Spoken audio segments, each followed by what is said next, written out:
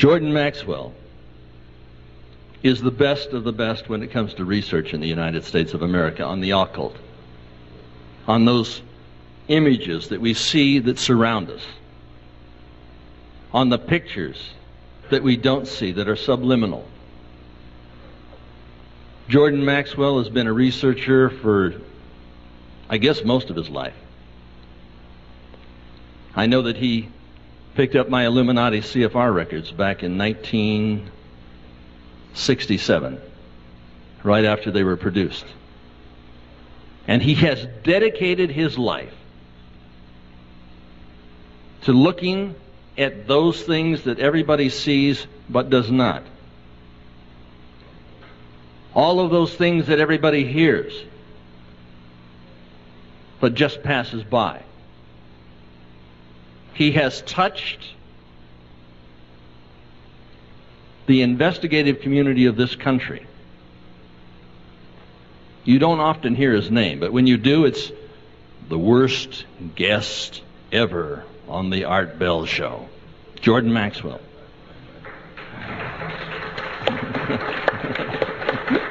I'll drink to that. And all of those things you heard about his incident with the Girl Scouts, that's greatly over-exaggerated. Jordan's a good guy, and you're going to find that to be a fact. He has been on our record called Lucifer 2000. We just did a cable show. Then all of a sudden, requests were coming in from all across the country. People were calling, wanted a copy. So we decided to make a release. We later did Millennium 2000. And it is now across the world. It's being bootlegged in Paris. It's in Sweden. I don't know if you got a copy of the German version. But it's everywhere. The work that Jordan Maxwell has done is appearing under the name of individuals like David Icke. But you don't hear the name of Jordan Maxwell. Researchers use Jordan's research. And he's got slides and pictures and stories, and he can tell you what is happening behind that screen. Because all of us, we take a look at it, and there's just a screen, there's a white screen. Sometimes there's an image on it. But he's going to talk to you tonight about what's behind that. And maybe even a little about what's behind the activities of the 9/11 incident. It wasn't Osama bin Laden. The likelihood it is Osama bin Bush. Because we are witnessing the Nazization of this nation. And Jordan understands the big picture, the total picture. And he's on our tape, saying things that no normal man would say. Yeah, he's not exactly normal. He's a strange sort of guy. But the people who come to these events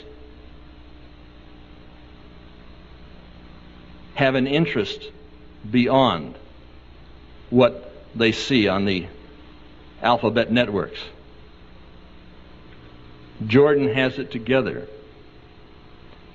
Simply Red just gave me a doll to come up here. He says, "Oh, bring this with you." I said, "Well, most of the American public is like the doll. It's dressed well, hearts, love, sort of a flat face." And I think H.L. Mencken once said, "One can never underestimate the intelligence of the American people. They are dumb, dangerously dumb." And I could be speaking to this doll, and she would understand more than most of the people out there. There's no question about that. We are witnessing the Nazization of this nation. This is the beginning of World War III. We are in it. And if you like, we're really in it. Not only did you step in it, I mean, she's got some documentation over there on what they plan to do medically, what they have the right to do medically, because we haven't done our job. We haven't got on the talk shows. We haven't done all that stuff. Jordan gets on the talk shows. He's over on KPFK. You say, well, that's a leftist, pro-commie, pinko, station. And it is. I used to be on it. I know. I was fired. His day is coming. So, what I'd like you to do is stand with me and welcome my friend, Jordan Maxwell.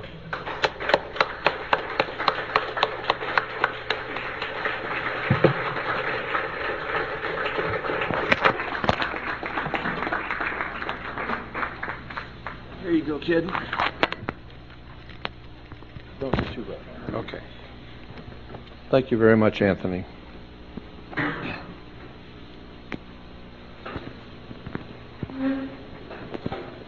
Testing 1, 2, 3. Can you hear me? No. Okay. Well, we'll try it. First of all, I want to thank Wendy for inviting me to be here with you tonight.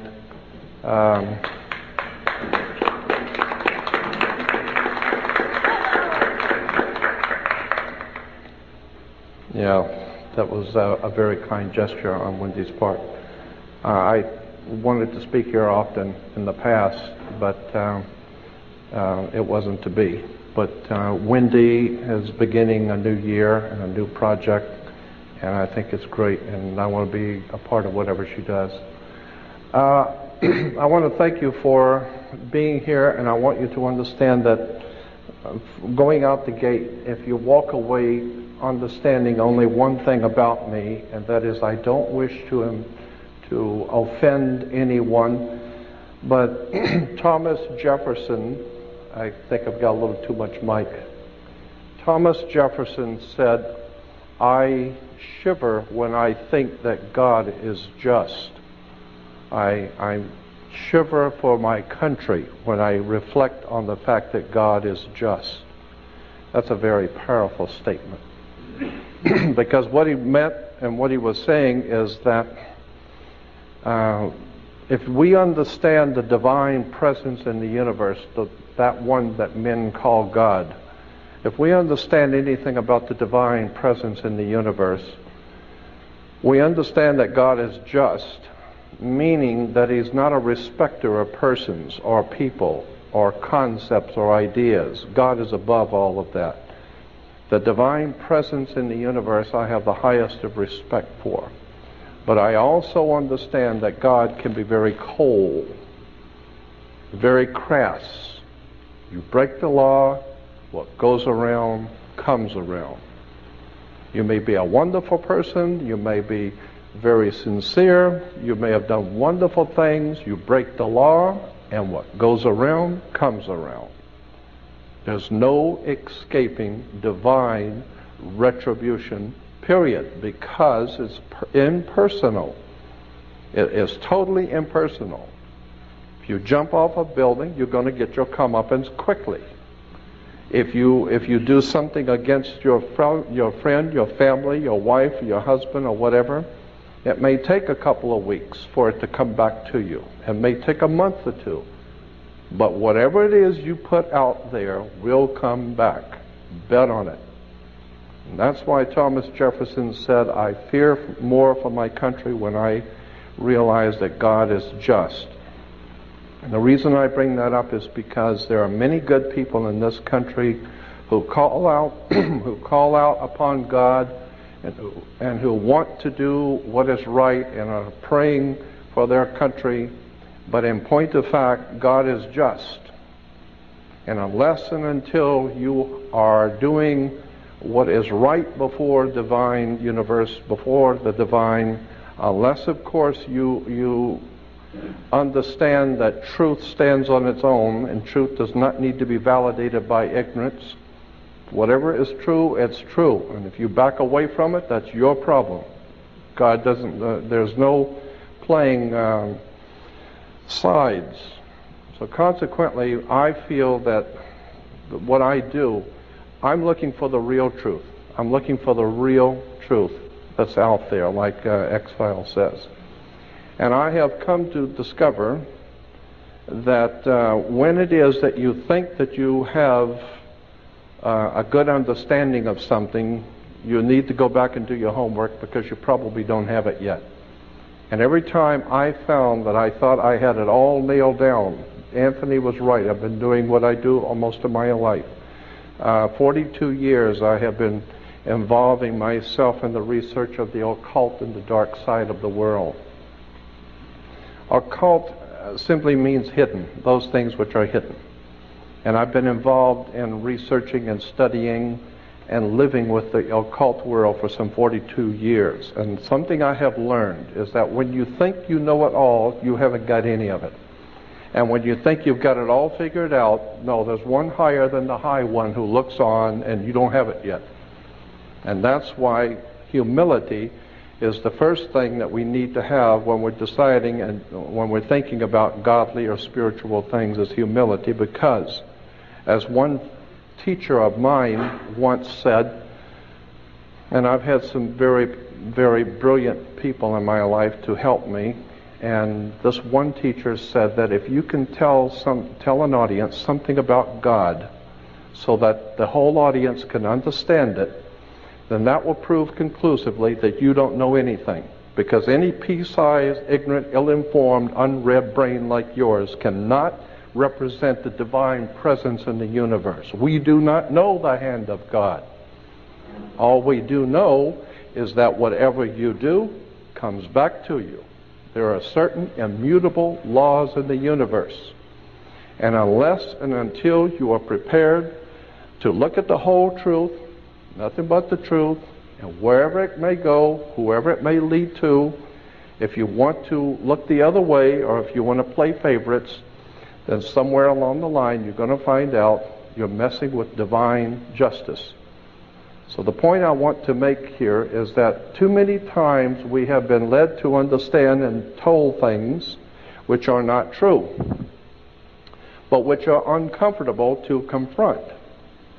And consequently, we have been led into believing that the judicial system, we have educational system, judicial system. Incidentally, the word system comes from a Latin word. The Latins in Rome, the ancient Romans called their sewer the system. And this is where we get our word today, the system. Yeah. So we have an educational system and a judicial system, and consequently, that's where we are, is in a sewer. Now, if we understand that government is corrupt, and God knows now even the most ignorant among this nation are finally waking up to the fact that the whole thing is corrupt. If we understand that government is corrupt, banks are corrupt, our law enforcement are corrupt, there's virtually no institution, our educational systems, no institutions in this country are above taking money under the table and looking the other way, and it's become a way of life, and soon it will be for America a way of death. Now, once you understand that the entire system we're living under is corrupt and filled with lies and deception, and now the best thing you could do if you're a politician is just kind of keep things going, just kind of keep paying people off and hoping everything will come out all right tomorrow. And little by little by little, what goes around comes around, and we are facing a terrible time of judgment, I believe, by the divine forces in the universe, which men have called God. I don't know what God is, but I know what He isn't. One of my teachers once said, you can't make God do anything He doesn't want to, and if He's going to do something, you can't stop Him.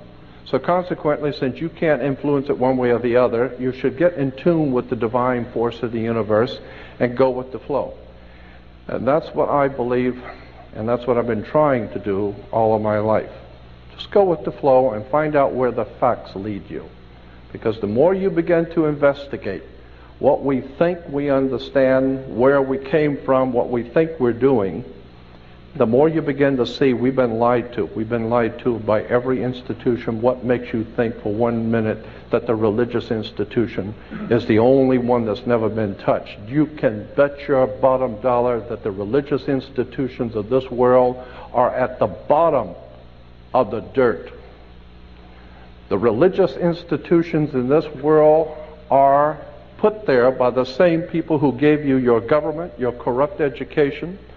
The Knights Templars who set up your international banking cartels in the 12th, 13th, and 14th century are the same people that gave you educational institutions, colleges. Where do we get the word college? College comes from the collegia, the Latin Roman college of cardinals. I could go on for hours just giving you examples. When you graduate, you come out with a square mortar board, a black square mortar board. What's all that about? Black square mortar boards. It has to do with the planet Saturn. Saturn, we're told that in the Old Testament that the Hebrew people, the Jewish people, were worshipers of one God. That's never been true. Not true now, and never will be true. That's just one more story that's been given to us. It's never been true. The Hebrew people were worshipers of many gods, many different divine beings. They were the most eclectic theology on the face of the earth. Next to modern day Christianity is Judaism. Eclectic meaning it has collected from all over the world concepts and ideas and put it together and called it today Judaism. Judaism today is the most eclectic religion on the face of the earth. Virtually nothing of what it teaches is true. Virtually nothing of its supposedly background is true. And consequently, the world is filled with violence, bloodshed, disorder. Good people are dying. There are children who are starving. Our world is in trouble. And people are calling out to God for protection. People are calling out to God to help our nation, and never realizing for one moment that the divine presence in the universe not listening. Why? Because you have your own concepts of whatever you think is true, whatever you believe to be true, but you have never confronted the real truth. The real truth is that the people who are in power, who put this system together, have been in power for thousands of years. This has been going on from day one. I have the highest of respect for the Bible. Anyone who knows me knows I read it and study it all the time. But I'm also well aware that there are encoded messages. The rabbis will tell you that in the Old Testament is filled with encoded messages. I believe that Christianity is probably the most powerful encoded message the world's ever had. It's one of the oldest messages in the world, and I believe that the Christian teachings in the original scriptural understanding is the most important, volatile story the world's ever known. And it's sitting right in front of you, and most people don't even see it. It is an encoded story. And unfortunately, too many people who are ill-informed, unread, and who have not spent 42 years looking at theology accept what they read in the New Testament and in the Old Testament as actual history, when in point of fact, it is not actual history. There is a message behind the message. And consequently, if you're reading the Bible, and if you're looking at theological subjects from the Bible point of view, in a materialistic way, you're never going to see the obvious story sitting right in front of you. I believe that the story in the New Testament, and I'm concerned about this because I believe the world is now facing another dark age. I think that we are now preparing ourselves to go into a very dark time that's coming on the earth. And I believe that the message that's in the New Testament is a very powerful, symbolic, metaphysical story that is not very well understood today. Let me go back to the original Hebrew religion. Because it forms the basis for Christianity, we need to look at where did any of these things come from. I'm famous for doing that. I couldn't care less who I offend. I want to know the truth. And all you got to do is go to any good library and just start reading. There are hundreds of great reference books out there that tell you where things have come from. First of all of the things which are going on in this world today, from 9/11, all of the wars in the Middle East, all of the incredible bloodshed that's being spilled all over the earth, can be traced back to, and you might want to remember what I'm saying here, because I'm sure you're not going to make the connection when I first tell you, but I'm going to try and explain it to you. The things which are happening today, the people who are in power in this country, the great generals from around the world who are planning wars and violence and bloodshed, all of this stuff can be traced back to the planet Saturn. Saturn is a very, very pivotal, important concept in theology and religion. And most people have never been told any of this and have no knowledge of it at all. But the planet Saturn is very important in world affairs, in theology. In the Islamic belief, the holy city of Mecca, which is in Saudi Arabia, Mecca has a Masonic circle, and within the Masonic circle is a square, because you got to do everything on the square, remember. You have a town square, you have New York Square, you have Vatican Square, you have Red Square, you have all kinds of squares. Why? Because this is Masonic, and it goes all the way back into the ancient world, the terms and symbols. Again, the planet Saturn is called the Black Square. It's called the Dark Sun, the Black Sun. This is what the Nazis and the SS and the Gestapo wore black. That's why priests wear black. That's why judges wear black robes. Why do you think a judge wears a black robe? He wears a black robe because when you used to graduate from university, you wear a black robe. Why black robes? Darth Vader wears a black robe. What the hell does a black robe have to do with anything? The judges wear black robes. You know, Supreme Court judges wear black robes. Black robes represent the priesthood of the planet Saturn, the Saturnalian Brotherhood. All you need to do is study Nazism, and you will begin to see that the powers behind the Nazi Party, the Thule Society, the Germanian Order, were all members of something called the Saturnalian Brotherhood, the Brotherhood of Saturn. Saturn was the god of darkness, chaos, and destruction. He teaches you a lesson. He will take your life if you don't listen to him. So consequently, Saturn was very, very important in the ancient world. Thank you. Saturn's name, incidentally, in the old Phoenician, ancient Canaanite religion, in the Middle East, the old Phoenician Canaanite worship of the planet Saturn was the most important god of all the ancient world, was the planet Saturn, and his symbol, long before the Hebrews were ever in Canaan, the symbol in Canaan for the planet Saturn was a six-pointed star. Today we call that star the Star of David. There was no Star of David. It's the Star of Saturn.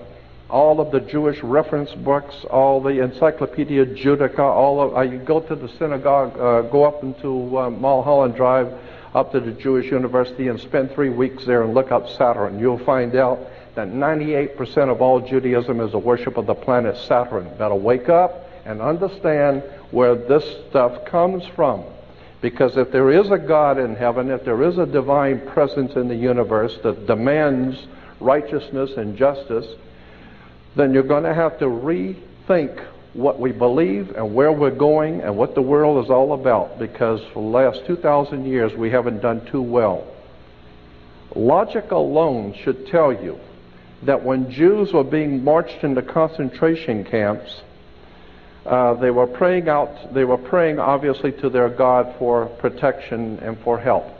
There was no help coming. Christians have been praying to God to help this nation, to protect their family, and evil grows and multiplies each day. And the more Christians pray, the more evil the pervasiveness becomes. And the reason why is because we are not in tune with the universal God force. We're not in tune with the truth. We're in tune with what we've been told is the truth. We understand that thing that we've been told about government, that we have to pay your taxes because that's the law. You think, what law? Where is there a law that says that? Well, it's in there somewhere. No. Where is the law? And then you find out, well, it was just a lie. The whole thing was a lie. The whole thing is a sham. Well, the same thing is true in our theological thinking.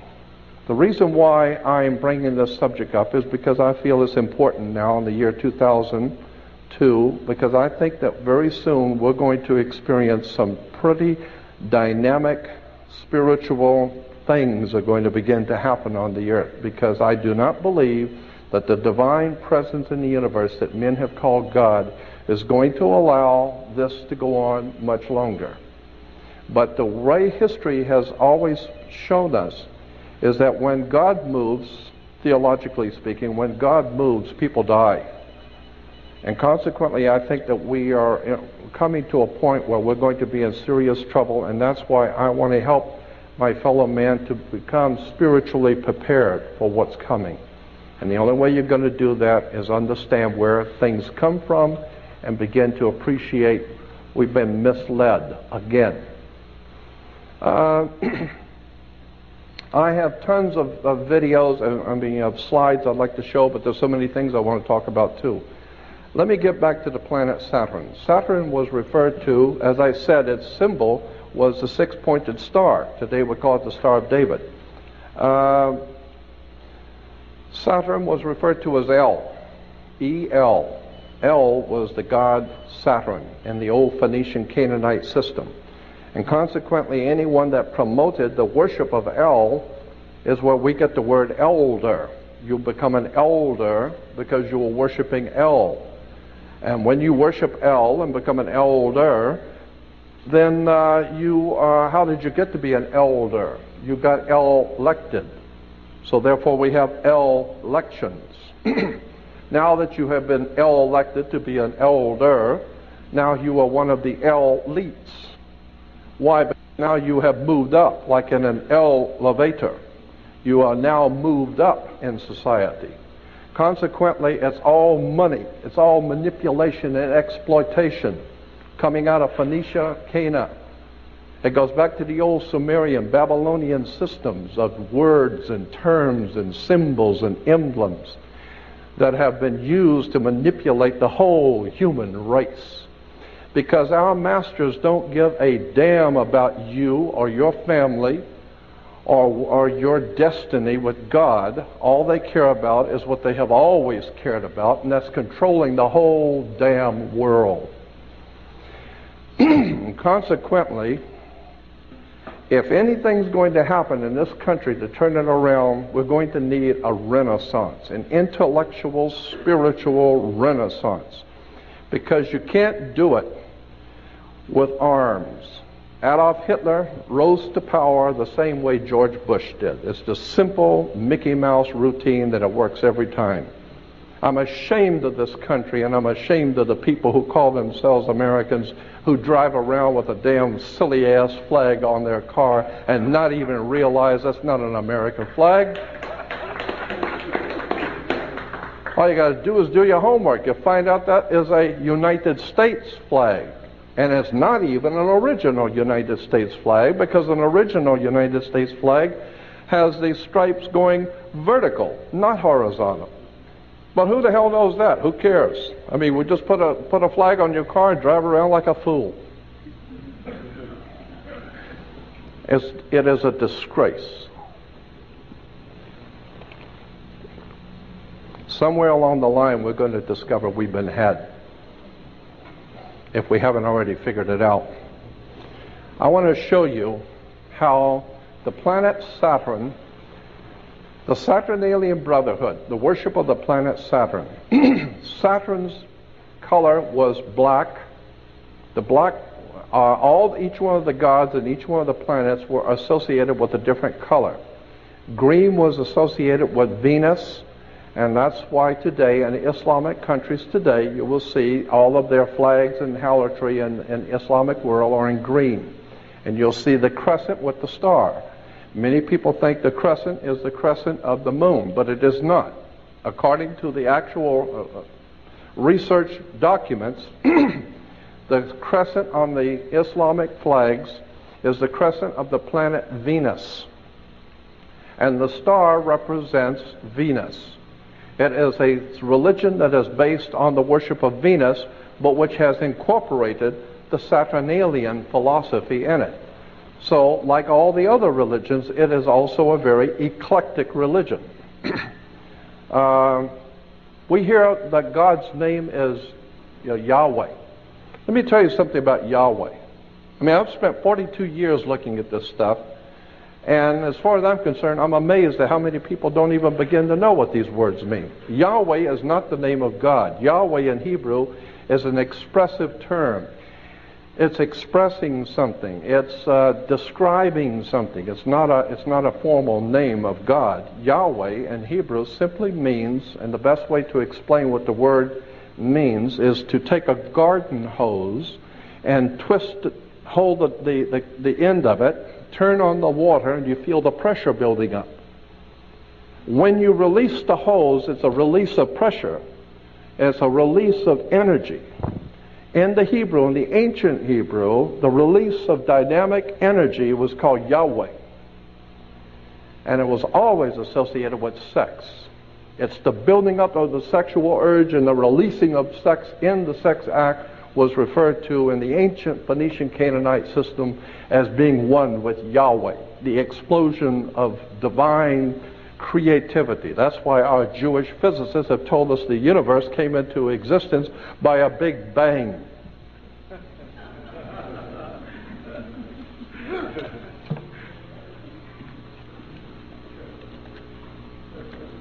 Consequently, I become very disorganized in my thinking because there's so many things I want to show you. So many things I've been wanting to tell people for years. I got to boil down 42 years into an hour or so. But suffice it to say that the planet Saturn is very important, and you need to remember that and do some research on it, and you will find that the Nazi Party was probably the most glorious Saturnalian brotherhood we've ever seen. Nazis were heavy into the Saturnalian system of philosophy, war, destruction. The ancient Phoenician Canaanites said that the women should listen to their god Saturn. They always knew Saturn had rings. So they said the women should listen to their gods, so women were to wear earrings. Men were to get married before their god, so they were to wear a wedding ring. Kings were to get crowned before their gods, so consequently they would have a round crown, the corona. The ring, Saturn, is the god of this world. From that we get the dark side of the force, Darth Vader. Remember Darth Vader with his Nazi helmet speaking through the Masonic triangle? Somebody better do their homework. This stuff is fascinating when you get into it. In the ancient Phoenician Canaanite system, when it finally bled into Europe thousands of years ago, it formed what we call the Celtic Druidic system. The Celtic Druidic system had its origins in the old Phoenician Canaanite system. That whole area we call today Israel and Lebanon, that was called Phoenicia, Cana. And consequently, that whole system of the Canaanite religion found its way into Eastern Europe and then into Northern Europe and formed the basis theologically for what came to be known as the Celtic Druidic system. The Celtic Druidic system, one of the most important symbols, and some of you have heard me say this before, One of the most important symbols in the old Celtic Druidic system was a magic wand, like Merlin the magician with his magic wand. That's Celtic Druidic. Magic wands were always made out of holly wood. Okay? And they're still working their magic on us in Hollywood.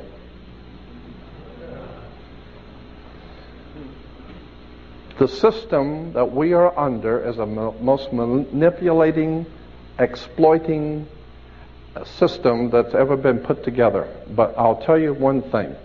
The Steven Spielbergs and the George Lucases and the Michael Eisners and all the guys that run the entertainment world, all of them are many things, but stupid is not one of them.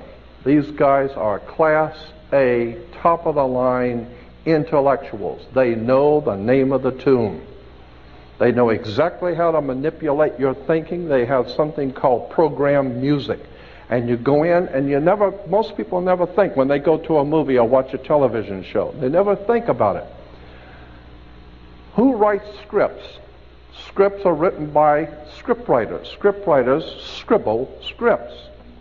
And consequently, the scribbling scriptwriters were called scribes. So when Jesus denounces the Pharisees and the scribes were the people who scribbled scripts.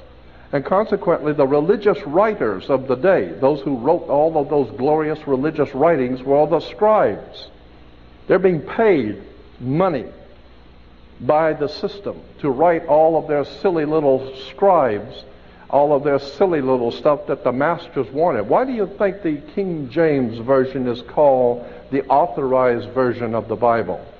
It's the one King James authorized. He didn't authorize you to go doing too much research on your own. You get your head cut off. Consequently, we go back to Yahweh. I mean, have you ever wondered why we call God the Father? You ever thought about that? I mean, women, some of the women's liberals were saying could be a God the Mother, you know. I don't know. But the point being is that why do we call God the Father? It's because of rain. Rain is why we call God the Father. Because in the old ancient Hindu, if you go back into the old Sanskrit writings of the ancient Hindu religion, you will find that the divine presence of God, the Most High, was referred to in their language, in the old Sanskrit language of India. God was referred to as rain, R-A-I-N, rain. And consequently, the idea was that the earth was our mother, Mother Nature, Mother Earth. And Mother Nature gets impregnated with God's, the Father's, sacred fluid that comes and falls on the earth and impregnates Mother Nature, because everything grows. And so once a year, there was a celebration of Phoenicia Cana when the spring rains would come. And consequently, the Phoenician Canaanites knew that the rains were coming and it was going to bring a whole new life to the earth. So consequently, they had a celebration of spring, and it was called the marriage feast of Cana. The marriage feast of Cana. And this is in the Bible. As I said, that there are many things in the scriptures that are hidden right in front of you. And if you don't know what they mean, you don't know where they came from, you'd be surprised when you begin to look at where these stories come from. The whole idea of the marriage feast of Cana was Mother Earth, Mother Nature asked God's Son, our risen Savior, and of course the Son is your risen Savior. As a matter of fact, if it don't come up, we're dead. So consequently, the Son was our risen Savior, and so Mother Earth asked God's Son to draw water. The water is drawn by the Son, so it can grow, it can fall on the grapes, and the grapes can be made into wine, so it changes water into wine. And this goes back to the old ancient Phoenician Canaanite, and even the Jewish rabbis will tell you that. Consequently, there are symbols and ideas and concepts in government which are put there purposely to mislead you. There are symbols and ideas in all of our systems purposely to mislead you. And I'm saying that even the theological basis for what we think we're doing has also been misled. And until such time as we get it right, we're never going to have that divine protection that the universe offers you when you're doing it right. And again, what I do is not to offend anyone, but I want to show you how these things have crept into our modern day society. Our international banking cartels, which control, finance, and organize and direct all of this corruption, wars, and bloodshed, and we're all well aware of that, but most people don't know that international banking cartels go back to the Vatican. The Vatican, as far back as the 5th, 6th, and 7th century, was the power of Europe. The Vatican dominated Europe, and Europe dominated the world. Even the Uniform Commercial Code, the international banking codes of the world, are based on Vatican canon law. I mean, that's why when you walk into a courtroom, why do you have to go to court? Does anybody ever wonder why you go to court? I mean, you play basketball on a court, and you play tennis on a court. The whole idea in a court is to put the ball back in the other guy's court. That's right. It's just a game. Back and forth, they're throwing the ball back at each other, and the judge is there wearing a black robe. Black because of the planet Saturn. Saturn was the god of banking. That's why the judge sits on the bench. Look it up. Look up the word bench. You will find the word bench is a Latin word for a bank. So the judge rules for the bank. He don't care who's going to win or lose. Somebody's going to pay. And he's going to get paid. What does he care? Okay? So consequently, the judge rules for the bank. He sits on the bench. The whole idea is you're in court to play ball back on the court. How do you play tennis on a court? You play with a racket. Why? Because the whole thing is a racket. They're using terms and symbols and emblems. And they're playing on you. You know, a lot of people think, well, these are just play on words. Don't bet on it. We have something called the California criminal justice system. Criminal justice? Not American justice system. Not the people's justice system. It is the California criminal justice system. You think that's by chance? Think about it. You think that the government makes mistakes? The only mistake is that you're thinking that they're making mistakes. These guys know what they're doing. When they say criminal justice, they know what they're talking about. The criminals are in charge of the justice. That's why it's a criminal justice system. Okay? The mafia runs this town. I personally know that. Los Angeles is run by the mob. If you don't think so, they got their own license tags. The mafia has its own license tag that the police department does not touch. They see a mafia license tag, they do not touch it. I'm not going to get into that. But I can tell you that the mafia and the mob runs this country. And the Catholic Church is behind the mob. Period. My mother had an uncle when I was growing up as a child. I only remember him faintly because I was very little, who worked in the Vatican, Secretary of State's office. He was not clergy, he was civilian. And I grew up in my hometown having two uncles who were federal judges. My great-grandfather was a senator from the state of Florida, a very powerful man, and he died in office because they couldn't get rid of him. Why? Because he was mobbed, and everybody knew it.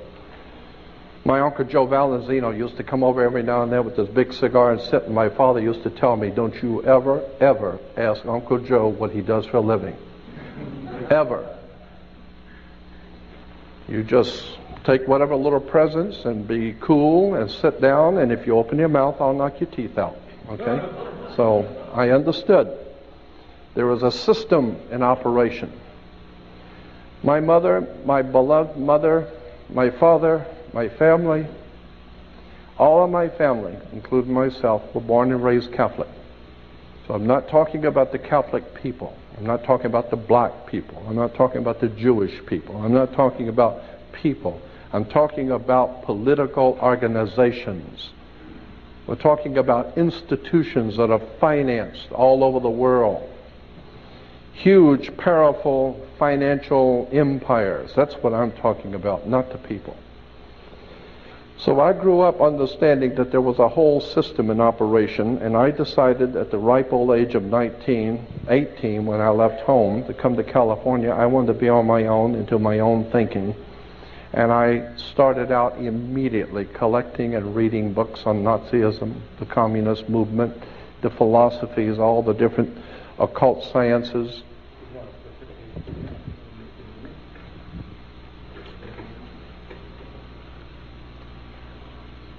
And it became apparent to me that the entire world system is corrupt. So what we have today on the world scene, we call them world governments and United Nations with all the different governments represented. In point of fact, what we're seeing is gang wars. We got the Crips and the Bloods and the East Side Gang and the West Side and this group and that group. And today we call them nations. No, they're only gangs. They're all corrupt, money grubbing, and so consequently, what goes around comes around. And we're seeing the complete breakdown of law and order around the world, and I believe that there is a divine retribution coming. And this is what I'm trying to do, is make people aware that do not put your faith and trust in man in whom there is no salvation. Do not look to your religious institutions for any spirituality. They don't have any. I don't care what it is, they don't have it.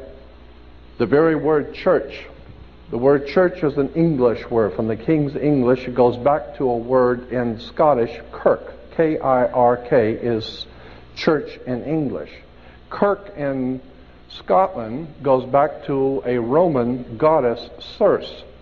Circe goes back to a Greek goddess in Greece called Circe. Circe gave birth to Roman Circe. Roman Circe gave birth to Scottish Kirk, and Scottish Kirk gave birth to the English word church. So consequently, when you go to church, just remember it goes back to Mother Circe in Greece. Circe, if you go back to the library and get some books on Greek mythology, it will tell you that her name gives birth to what we call the church today. And Mother Circe was able to hypnotize people and bring them into her home, hypnotize them, and so that they would lose their mind and become animals, and then she would feed off of them, eat them and feed off of them. That's Greek mythology, Mother Circe. So consequently, Mother Church has done just that. She has hypnotized people, brought people into her house, and consequently lives off of them. One of the most important financial institutions in the world is the Roman Catholic Church, and all the other churches like the Mormons and Seventh-day Adventists and Christadelphians and Jehovah's Witnesses are trying to catch up with. Consequently, all you need to do is just go see Godfather 3, and it will tell you, that's a true story, Godfather 3, about the killing of the Pope, when the propaganda duet, the P2 Lodge of Freemasonry, had to get rid of the Pope, because he was a good man. That particular Pope was a good man, and he wanted to try and straighten out the church, and they figured they'd better straighten him out. So he was dead. He died on the 33rd day of his pontificate. He died on the 33rd day. I think that's interesting. And that's in the movie Godfather 3. Consequently, I don't know if you know this or not, but at the end of the Second World War, to show you another facet of the church's work, during the Second World War in 1945, actually early 45, when the German and the Nazis began to see that they were losing the war, and it became evident that the Nazis were going to lose, the powers that be in this world wanted to get the top Nazis out of Germany before the Russians or the other Allied forces came through and would kill them. And so consequently, the Vatican, along with the CIA, the American CIA and the Vatican, made a deal where the Vatican would provide for all the top Nazis their false passports, false ID, and slip them out of Europe and send them to Central America, South America, Uruguay, and Paraguay, which incidentally those two countries were founded by Jesuits. Probably some of the most powerful criminal syndicate in the world is the Jesuits. But so we have the Nazis here in America. we went to the moon supposedly with good old American ingenuity, like Dr. Werner von Braun and all those other Nazi fascist murderers that came here who are making money off of this people. And I just amazed when I watch the space shuttle taking off and you see all the Americans standing out there in Florida watching the space shuttle take off and everyone's applauding. I think, what are you applauding for? You ain't going anywhere. The hell you applauding for?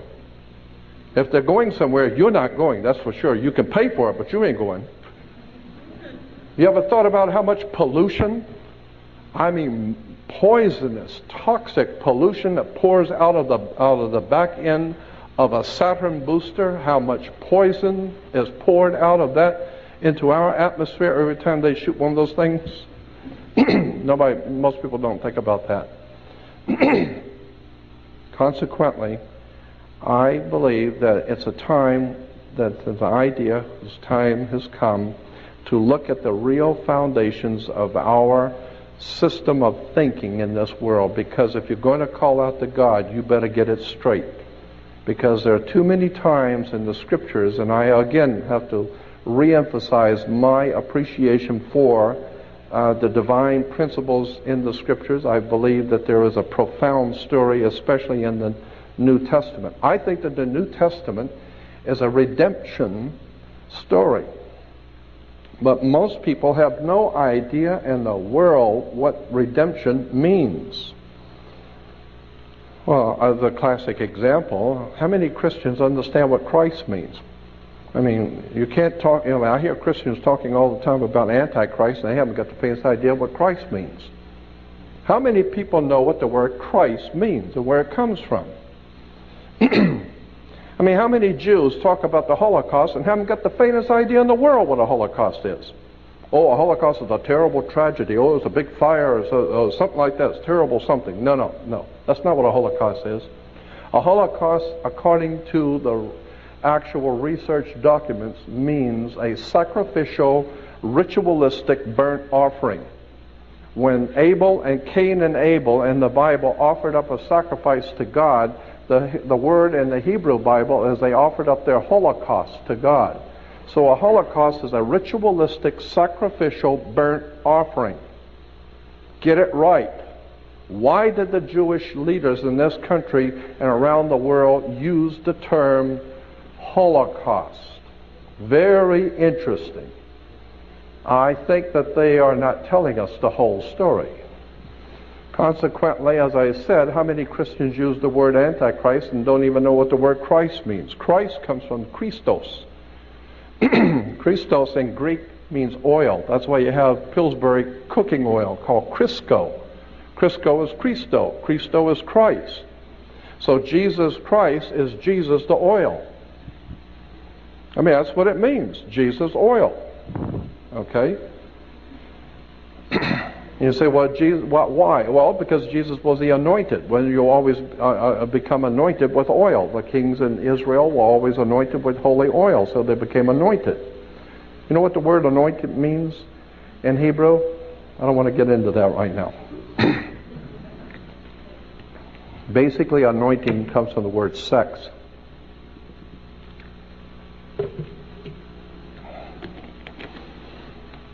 You'd be surprised how much sex is entwined in religion. Sex, drugs, and rock and roll. There's a huge amount of words and terms and symbols. And when we begin to see how these stories have been put together and misrepresented, again, I believe that the Bible has been misrepresented.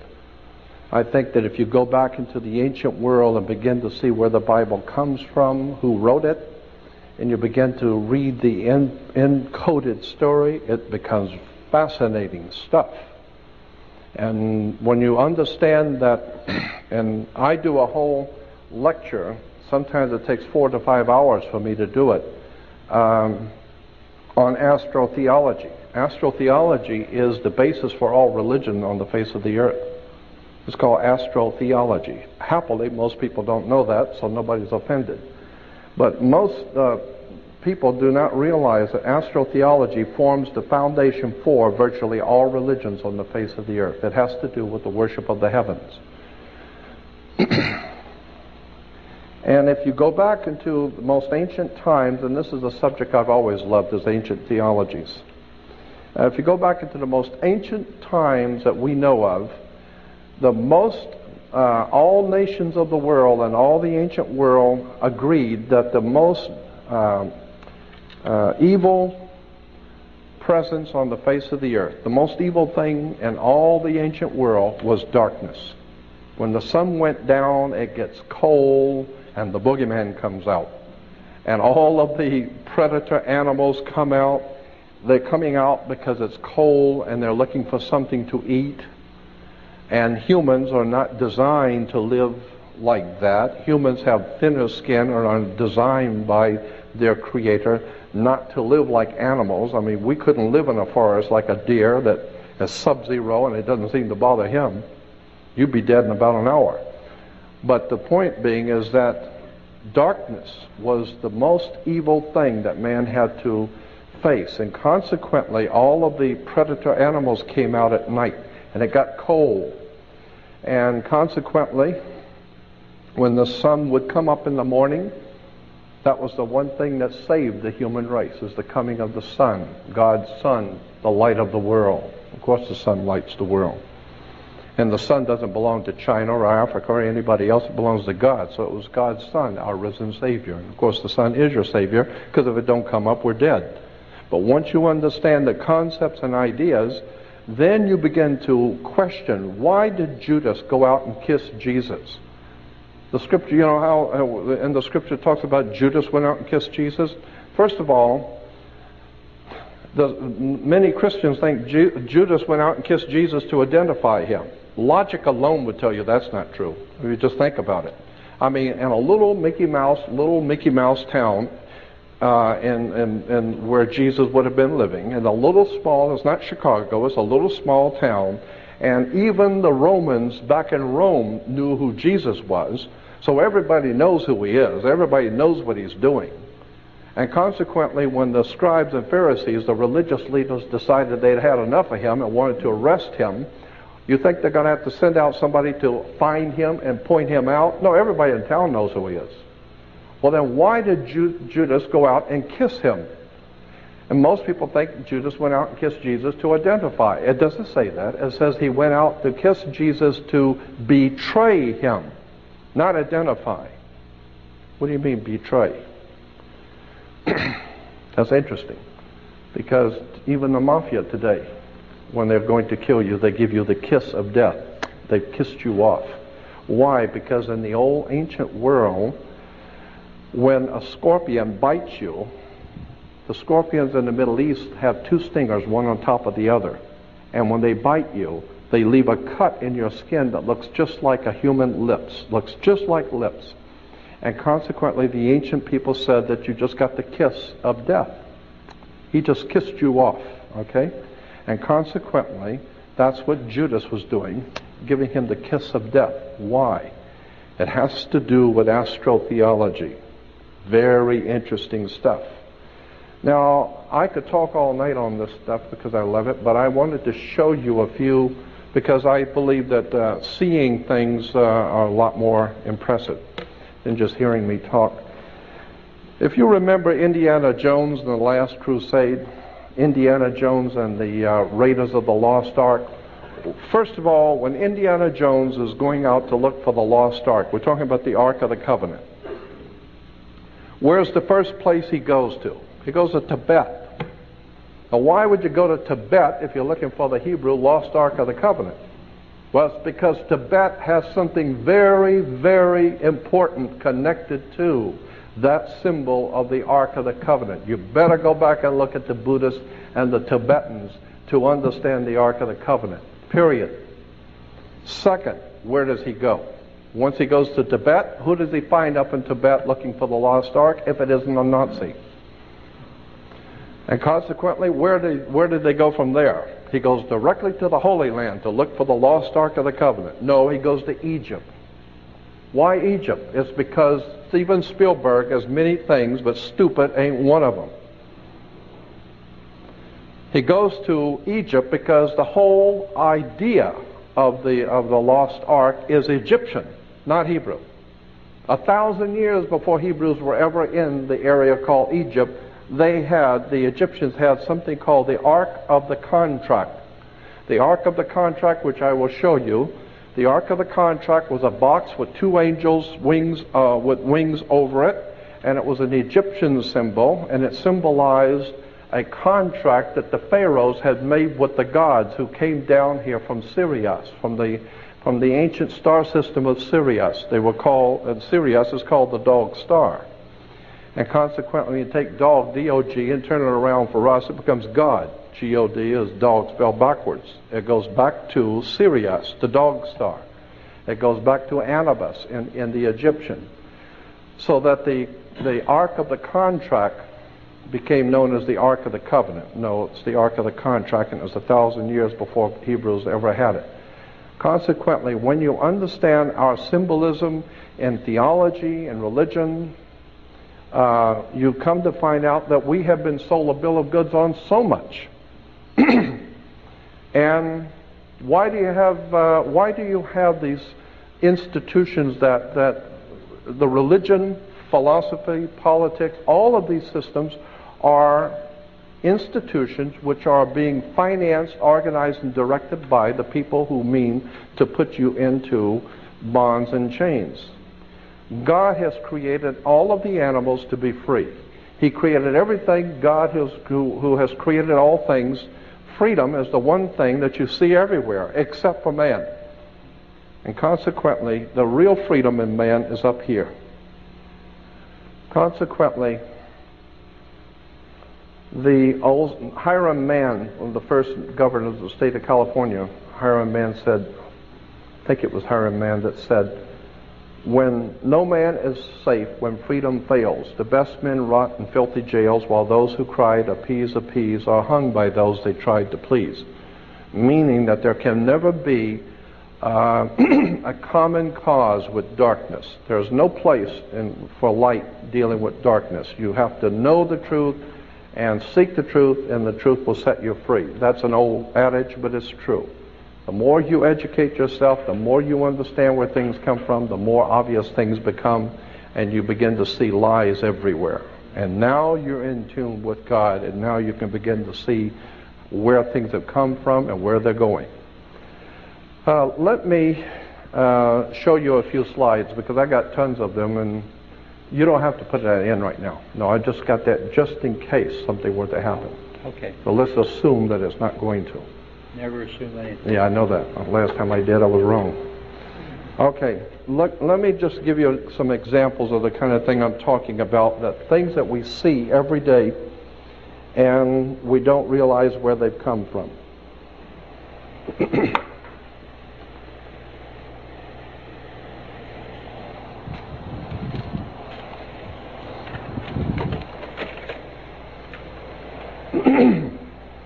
Now this is the Ark of God. You'll see this is the New York State seal. In New York, the State of New York seal, you will see in the middle is the lost Ark of the Covenant. Here it is, the Ark of the Covenant. You remember this from Indiana Jones and the Raiders of the Lost Ark. And here it is again.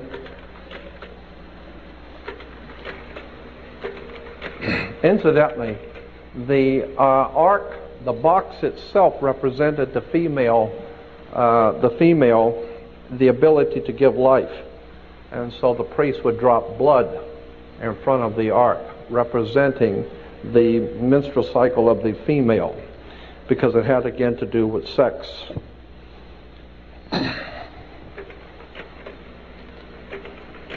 So we see bringing the Ark of the Covenant, okay?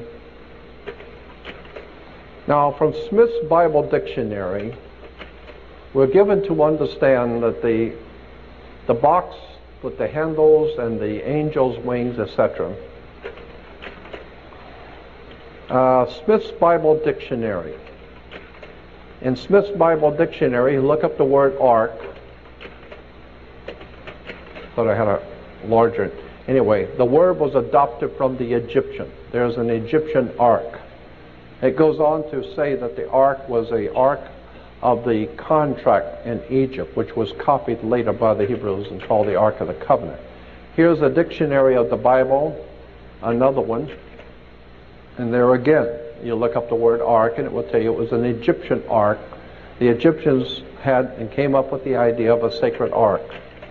There is the ark that was found in King Tutankhamun's tomb when they found the tomb of King Tut. And there is King Tutankhamun's ark that was found in his tomb. Here it is again. You will see the Egyptians carrying the ark. Again, you will see at the top left, they're carrying the Holy Ark. This is the Egyptian, not Hebrew. This is 1,000 years before Hebrews were ever even near Egypt. They had the lost ark. Now, here's an interesting, well, wait a minute. I'm getting ahead of myself because I want to jump around a little bit. On that first one, I'm not going to go through all of these. I want to jump around a little bit. I just wanted to show you that to give you an example of the ark. Now, the next one.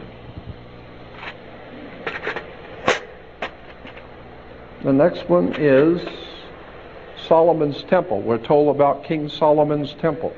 Incidentally, there was no King Solomon. So don't look for King Solomon in history because there was no King Solomon. That's the word Sol-Om-On. S-O-L is the sun in Latin. In Latin, the word sun is S-O-L, Sol. And in the Hindu priest of the sun, they call the sun Om. Remember the priest of Om? They chant Om. And On is the city of the sun. The Greeks call it Heliopolis. It's called Heliopolis to this day. But the Egyptians, Heliopolis. Heliopolis means the city of the sun. The city of the sun, Heliopolis in Greek, was originally called in the Egyptian On. Look it up in any dictionary, O-N. That's why when you walk into a room, you flip a switch on. Because On was the city of the sun in Egypt. So the three words for the sun in the three esoteric languages of the world is Sol, Om, and On. Solomon. And Sol-Om-On's temple, you will see the Temple of Solomon. The word here used for the, well, that's, all right. This is the word used for any oily substance in the Old Testament in the Hebrew is shemen or semen. Strong's Bible Concordance has it saying, it is very suggestive of the old Hebraic writings, that when we find the oil of anointing for phallic pillars, priests and kings, was called semen. The word used by the Romans and our medical men for the fluid of the male. Consequently, this is where we get the word Christos, the oil. Now, here is a ground plan for the Temple of Solomon, Solomon's temple. And now we're hearing so much about how the fraternities are wanting to, in the Middle East, want to rebuild Solomon's temple. Well, you better look at this because it's not what you think it is.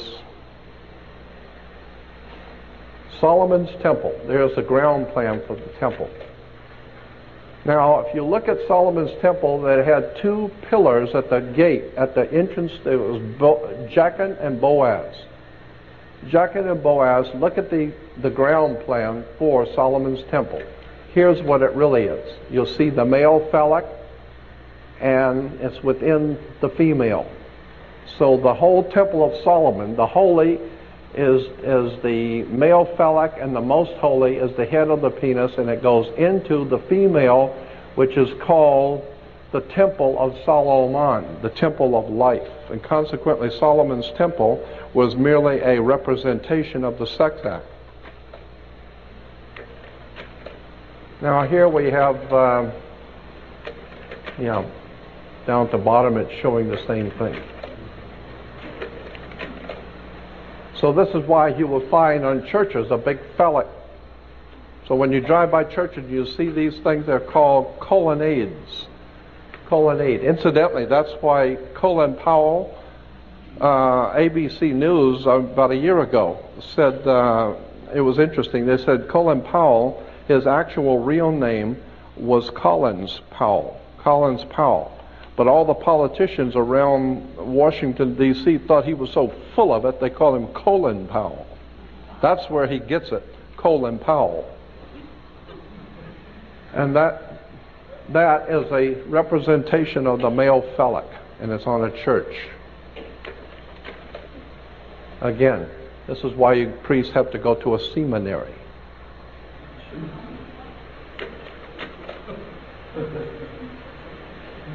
Here it is again. Here's another temple. You can tell the layout of the temple.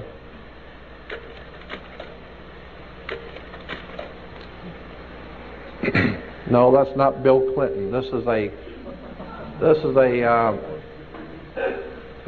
a Egyptian god named Min, M-I-N.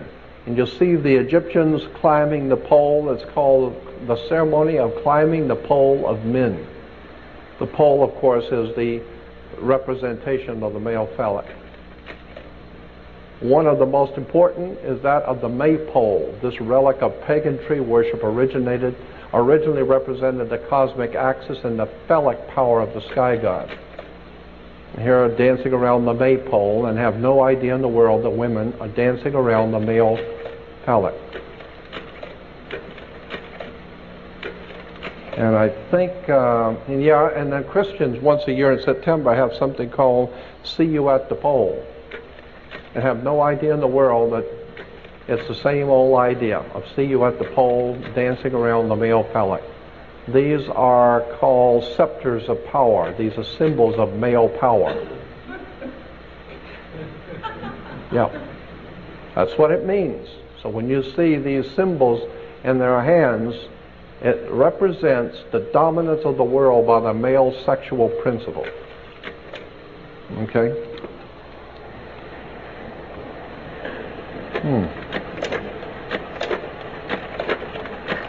Okay. Even the playing cards like the jack has, that's why it's called a jack. It goes back to the Bible, jacking the pole.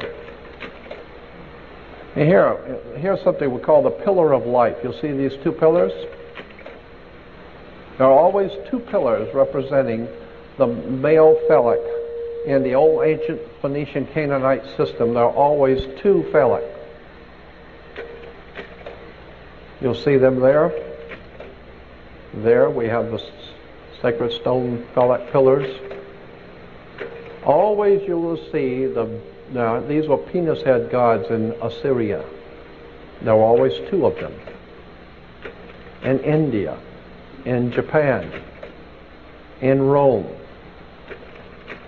Pompeii, in Islam, you'll see the two phallic pillars on both sides.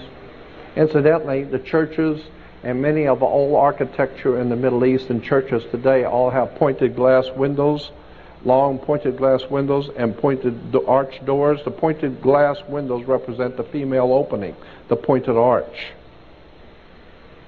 And, of course, the twin phallic pillars. And you see it everywhere. Here we have the body of Osiris. Let's see, the sky is supported, on the bottom line it says the sky is supported by two phallic pillars. And you see that everywhere. Incidentally, the Washington Monument is a phallic symbol. And it connects, it's the male phallic, and it connects to the female ovaries, the Oval Office.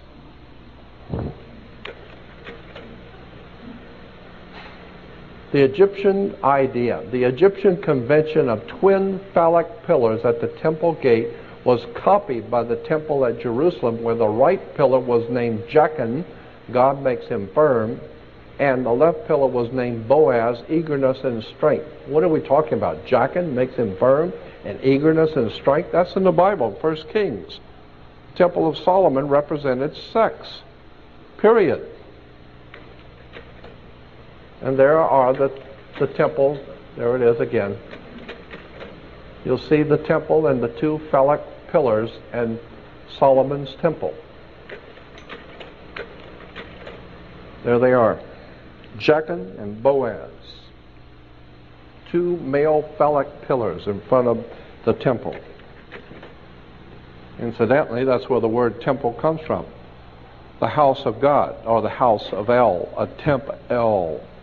The house of El, the house of the god of Saturn. The temp El. And on all the temp Els, you always had the twin phallic pillars.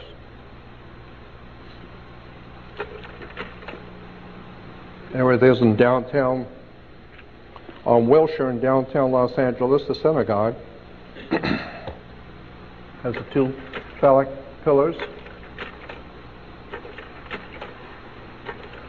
You see it all over the world. All over the earth you see twin phallic pillars going all the way back to the Phoenician Canaanites. This is over in Pasadena at the British Israel Masonic Ambassador College. What is that? What is the symbolism there? Anybody? Am I the only one seeing what the symbolism there?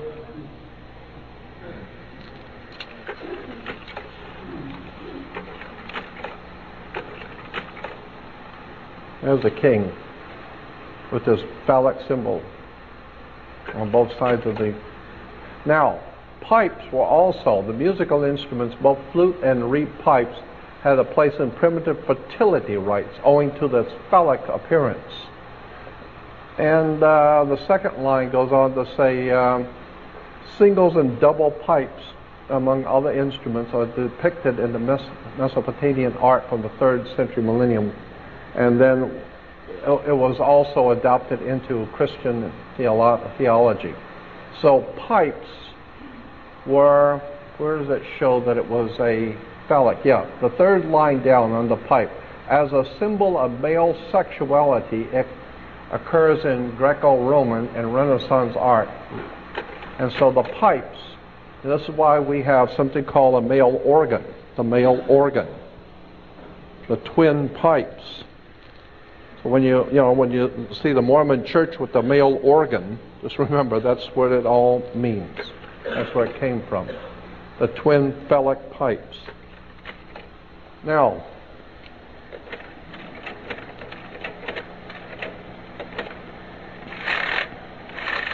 enough of that is enough. We'll go on to the next one. Again, while I'm doing this, is I'm showing you how things we think we understand and we're used to seeing never even occurred to you what these things mean. Let's see. This one goes from 27. All right. Okay. As far back as the ancient petroglyphs with the sun symbol, this is from the Bronze Age. This goes back thousands of years. You will see carved on stones in Russia and all over Europe as an interesting symbol. It's the symbol of the sun, petroglyphs with the sun symbol. So that's an ancient, going back to the Bronze Age. You will see this ancient sun symbol. This is the Nordic sun symbol. The cross on the circle. This is why, incidentally, you drive by churches today, you'll see many churches have the big cross and a circle in the middle. The circle in the middle is the sun that dies on the cross of the zodiac between north, east, south, and west. Incidentally, if you take north, east, west, and south, that spells news. Anything that happens in the world is news. North, east, west, and south. Anyway, let's go on with this. Here it is again. The old ancient prehistoric symbol of the sun. Going back to the old Phoenician Canaanites, this is Sumerian. Sumerians actually had the same symbol. The Buddhists and the Hindus in India have the symbol. The Aztecs and the Mayas had it. It's everywhere. The cross in the middle of a circle. One of the oldest symbols in the world for the sun. This is in Iraq. This is in Jerusalem. This is in a synagogue in Jerusalem. Here it is again.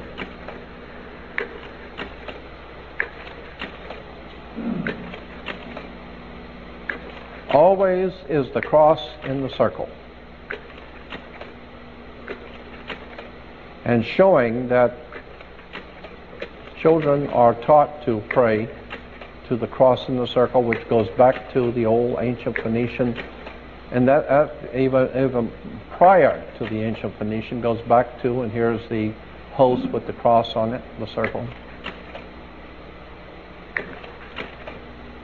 It's an ancient formula. And I said, yeah, I'll bet it's an ancient formula. It's real ancient. Far more ancient than you would suspect. On the caps of the French used to carry it. That's in Freemasonry. Churches. Rosicrucians. Queen. Queen Mum. There's Queen Mum with the symbol of the cross. This ancient sun cross of the most ancient people of the world. And today it's still being used all over the world, and people have no idea in the world where it came from. Even the Nazis. You'll see the Nazis had the sun cross.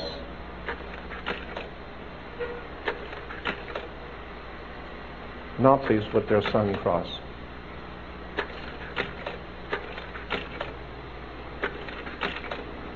Now, while this may not seem very important, you need to understand the reason why it's important is because, and this will only be just a moment,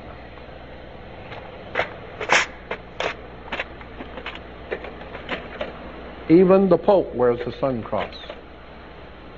There it is again at the Vatican. You need to ask yourself, how come the old ancient petroglyph from thousands and thousands, probably anywhere from 10 to 15,000 years ago, the old prehistoric world marked the symbol of the sun as a... It's the same way that it is now at the Vatican. Is there a message here or what?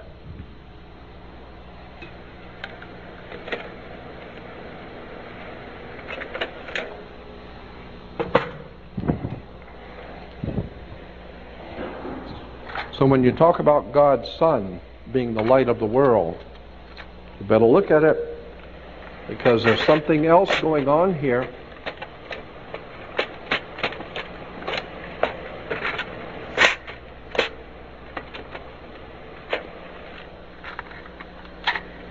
Oh, I'm sorry.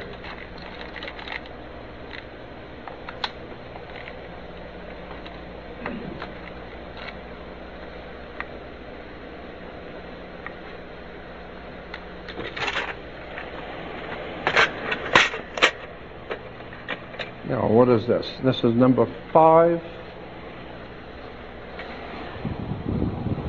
Yeah, this is number 5. Okay. Okay, yes. Now, we're talking about the law before, and Moses is the lawgiver. Actually, the word Moses is a Egyptian word, and in the ancient Egyptian language, the word Moses meant the son of. Like in Hebrew today, Ben, B-E-N, means in Hebrew the son of. So like Judah ben Hur, Judah was the son of, his father's last name was Hur, H-U-R, Judah ben Hur, or Ben, B-E-N means the son of. Incidentally, if you look up in the Hebrew Encyclopedia, look up the word Hur, because I did that for Judah ben Hur. H-U-R is a Hebrew spelling of Horus. The sun god Horus was called in Hebrew Hur, H-U-R. So when the sun came up in the morning, Horus was our newborn son, and he took 12 steps across heaven. He was called Horuses, H-O-U-R-S, Horus. And he took 12 steps. That's why we get a 12-step program for alcoholics, a 12-step program. When you go to school, you start in the first grade and you end up in the 12th grade. It's a 12-step program because the ancient Egyptians said that the sun, whose name was Horus, when he was risen in the morning with our risen Savior, he walked across the sky in 12 steps, and each one was a different Horus. The first was Horus of the first step, Horus of the second step, Horus of the third step, and going down the line, Horus of the 12th step. So there were 12 different Horuses. And consequently, we took the word Horus, H-O-R-U-S, and turned it around and make it H-O-U-R-S. So it's 12 hours. No, 12 hours is just chained in the U and the R and Horus. So the 12 Horuses are the 12 steps in heaven, which are the 12 hours of day. And consequently, the sun brought light into the world, and in Latin, the sun, or light in Latin, is Lucius. Lucius, Lucifer, Luce, Lux, Lucius, all mean in Latin light. This is why you have Luke Skywalker. Luke Skywalker is Lucius walking across the sky, and he's doing battle with the Prince of Darkness, whose name in the Egyptian was Set, S-E-T, because they noticed it got dark at sunset. And consequently, God's Son was chasing that evil Prince of Darkness until he died at the 12th step, and then he's gone, and he leaves the world in the hands of the Prince of Darkness, and his name was Set. And of course, it does get dark at sunset. Now, keeping all that in mind, we have the law, the Mosaic law. Volcanoes are very important now in this in the Mosaic law. A lot of people don't know the connection between a volcano and the Mosaic law. Well, let me show you. Volcanoes, like any other impressive and fearful aspect of nature, volcanoes have been the object of worship for human beings in the earliest Stone Age. Yet the original Yahweh seems to have begun as a volcano god also. Mount Sinai, incidentally, the moon god in the old Phoenician Canaanite system, the moon god in Cana was called Sin, S-I-N. That was the name of the moon god. And in the ancient Phoenician Canaanite language, which we today call Hebrew, Hebrew is actually the Phoenician Canaanite language. The word for a mountain is Ai. And the ancient Phoenician Canaanite, Ai was a word for the mountain. So the mountain of the moon god was Sin, and the mountain is Ai. So they put it together and becomes Sinai. Mount Sinai is nothing more than the mountain of the moon god, which, you know, I don't care. If you think that's holy, fine. But there's nothing holy in Israel. There ain't never been nothing holy in Israel. There's nothing holy in Rome. There's nothing holy in Salt Lake City. There's nothing holy in Rome. And there sure as hell is nothing holy in Mecca. All of this is a play on words and terms, and that's why you can call out to God, and all the nations of the world can call out to the divine to protect you and to protect your country, and there's no protection coming. God did not step in to save the Jews from Hitler, and it does not appear that God's doing anything to step in to save this country. Why? Because like Thomas Jefferson says, I fear for this country when I remember that God is just. Meaning that until you get yourself in line with truth, and until you've got this correctly understood the divine presence in the universe and what is truth, and until you do that, don't call out to God. And remember how in the book of Isaiah, when the scripture says, the scripture says in Isaiah, God saying to the people, when what you dread comes upon you as pregnant pains upon a pregnant woman, as pains of distress upon a pregnant woman, when what you dread comes upon you like pains of distress on a pregnant woman, do not call out to me to help you. Do not call out, because I will not be found.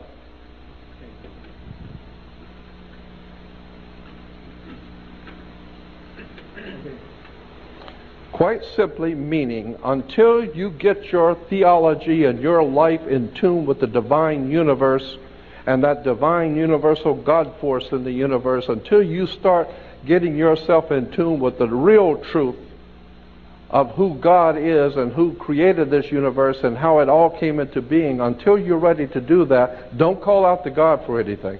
Because God is going to do whatever He's going to do, but just make sure you don't get in the way, thinking that you're doing something wonderful, and come to find out, no, you're part of the problem. You haven't done your homework. And that's what I've been telling people for years. I'm not trying to criticize anybody. I'm telling you, do your homework. Because I am totally convinced that there is a very powerful divine presence in the universe that I myself refer to as God. I don't know what God is, but I know what He isn't. And consequently, I have a high respect for that divine presence in the universe, and I think we need to get in tune with it. Because that's the only thing that's going to save us. Our leaders are not leaders, they're misleaders.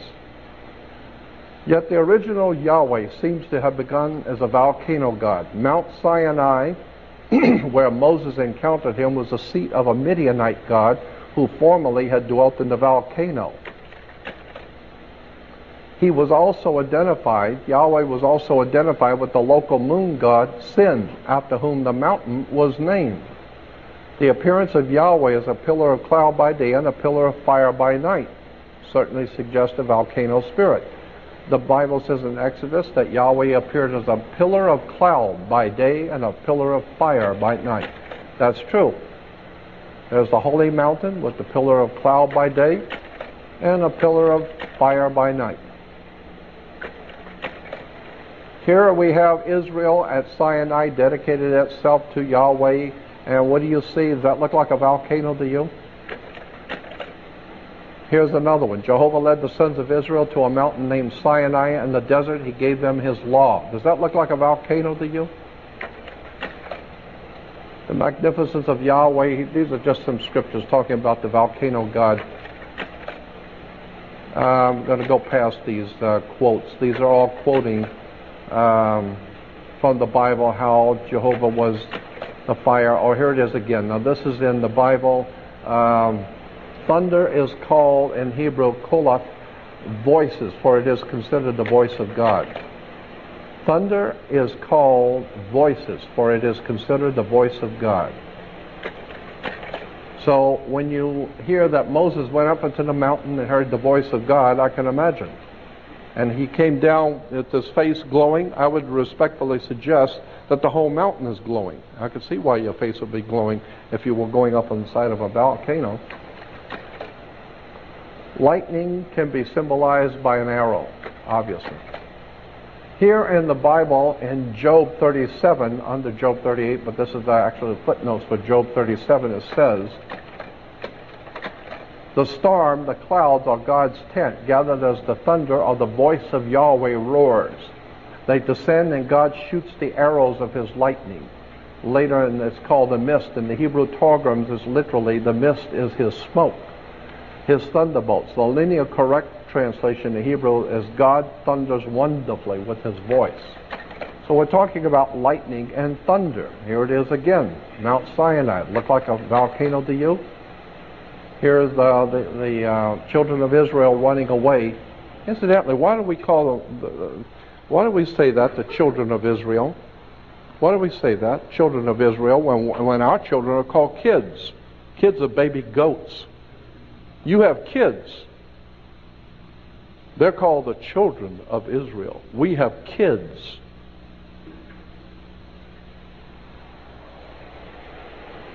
Mount Sinai, does that look like a volcano to you? Here is Moses. Incidentally, Moses takes the law and he throws it down and breaks it. He was the first lawbreaker. So you don't want to be breaking the law. Does that look like a volcano to you? There's one Hebrew telling another one, that's a volcano, airhead. See it?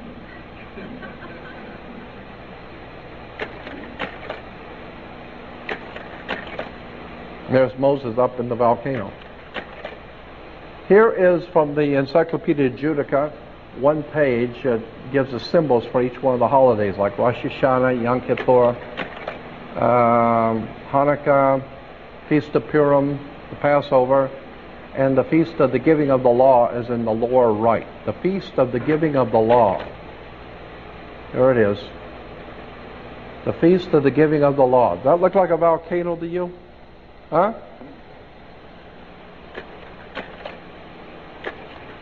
Now, here's part 2, and if you know where I'm going with this, don't comment. Let me go there. Because a lot of you will jump ahead and know where I'm going with this.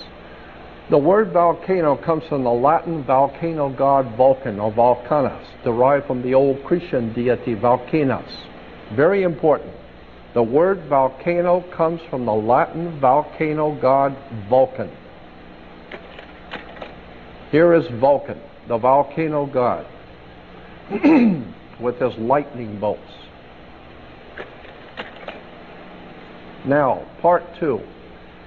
In the Hebrew tradition, you have something called the benediction. Now, the Pope, when he blesses, makes a sign of the cross. But in the Hebrew, the rabbis bless the congregation, which is called the benediction symbol. And so the benediction has been used, the benediction or the blessing. Here, the Pentateuch scroll crown with the hands raised in a priestly blessing. Here in downtown Los Angeles, you will see the Hebrew priest giving the priestly blessing. This is called, and here, indeed the Lord is high, and yet he looks upon the lowly, and you will see the priestly blessing. Again, the black robe for the planet Saturn and Yahweh connected to the volcano god Vulcan. And this is why Mr. Spock is a Vulcan. The rabbi and Mr. Spock. It's all Jewish religion, Hollywood, sex, drugs, and rock and roll. And the Gentiles just love it. Can't get enough of Hollywood. Can't get enough of it. And that's why God has withheld his protection from our nation. This is why our country is now in the darkest period as has ever been, because we have given ourselves over to ignorance, stupidity, ill-informed religious philosophies, and have not come before God with a trite heart and wanting to know the full truth. Here we're told about the manna from heaven. I don't know if you've ever remember, Moses was leading the children of Israel to pick manna from heaven. They would find manna from heaven on the ground each morning, the scripture says. Here they are picking up the manna from heaven on the ground each morning. Here in Exodus 16:14, it says, "And when the dew that lay on the ground was gone up, behold, the face of the wilderness, there lay a small round thing, as small as hoarfrost on the ground." So now we know, and the next one in 15 says, "And when the children of Israel saw it, they said to each other, to one another, it is manna, for they did not know what it was." In Hebrew, manna simply means, what is it? I mean, they tried this stuff and said, God, what is this stuff? You know? So what is it? They don't know. Well, what is it in Hebrew is manna. So they call it manna. Well, what is manna? The manna from heaven was a small round thing, and it says when the dew that was on the ground, of course when the sun comes up, it evaporates, and behold, upon the face of the wilderness there lay a small round thing. Manna, meaning Hebrew, what is it? And it had 7 characteristics from the old ancient world. Small, round, wafer-like, sweet, could be hard, can be melted, and it was obviously from heaven. Because when you ate the manna, you could talk to God. Well, now we found out manna was a small round thing, mushrooms. And here are the priest of Israel. Here's the Hebrew priest of Israel wearing a mushroom on his head.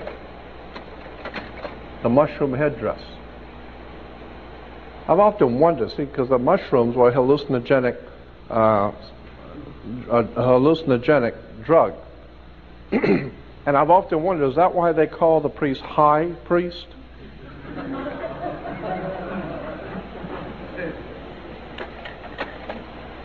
The sacred mushroom, the key to the door of eternity, the search for the sacred plant of the ancients, used to send the mind to another world and into the future. Let me tell you something. I've never tried any drug in the world ever. Not pot, nothing.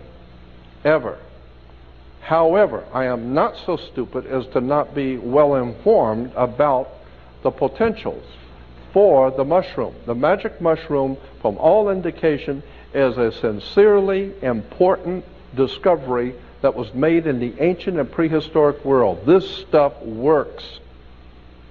The magic mushroom and other hallucinogenic drugs like that do something to the electromagnetic forces in the brain to open up your mind and open up your spirit to all kinds of profound things that you're just totally not aware of. So, while this is a hallucinogenic drug, nonetheless, this is a very important stuff here. Magic mushrooms are not to be laughed at. It is not a light thing. This stuff is very serious stuff. And that particular kind of mushroom is called a Amanita muscara. The sacred mushroom and the cross, John Allegro, the third man in charge of the Dead Sea Scrolls, wrote this book. The sacred mushroom and the cross, a study of the nature and origins of Christianity within the fertility cults of the ancient Near East by John Allegro. John Allegro was the number 3 man appointed by the state of Israel, England, and America in charge of the Dead Sea Scrolls. The top 3 men that were picked in the beginning were all fired because of what they said was in the Dead Sea Scrolls that was not supposed to be said. All 3 men were fired. There is the Amanita muscara. Here in the catacombs of Rome, under the Vatican, you will find paintings in the old catacombs of the Amanita muscara being the sacred tree of knowledge of good and evil. Well, the whole concept is if you take the mushroom, it opens up your mind to all kinds of off-the-wall things. And of course, you can talk to God. Here's a small group of mushroom heads. Here's another bunch of them. The chump there with the big beard looks like he's been on it for a while. Some more mushroom heads. There they are. So when you see these mushroom headdress, just remember that's where it comes from. Mushrooms. The high priest and all the ancient world, all of them took mushrooms. Okay? So that's it on that. There it is. The high priest of Israel with the mushroom. Now,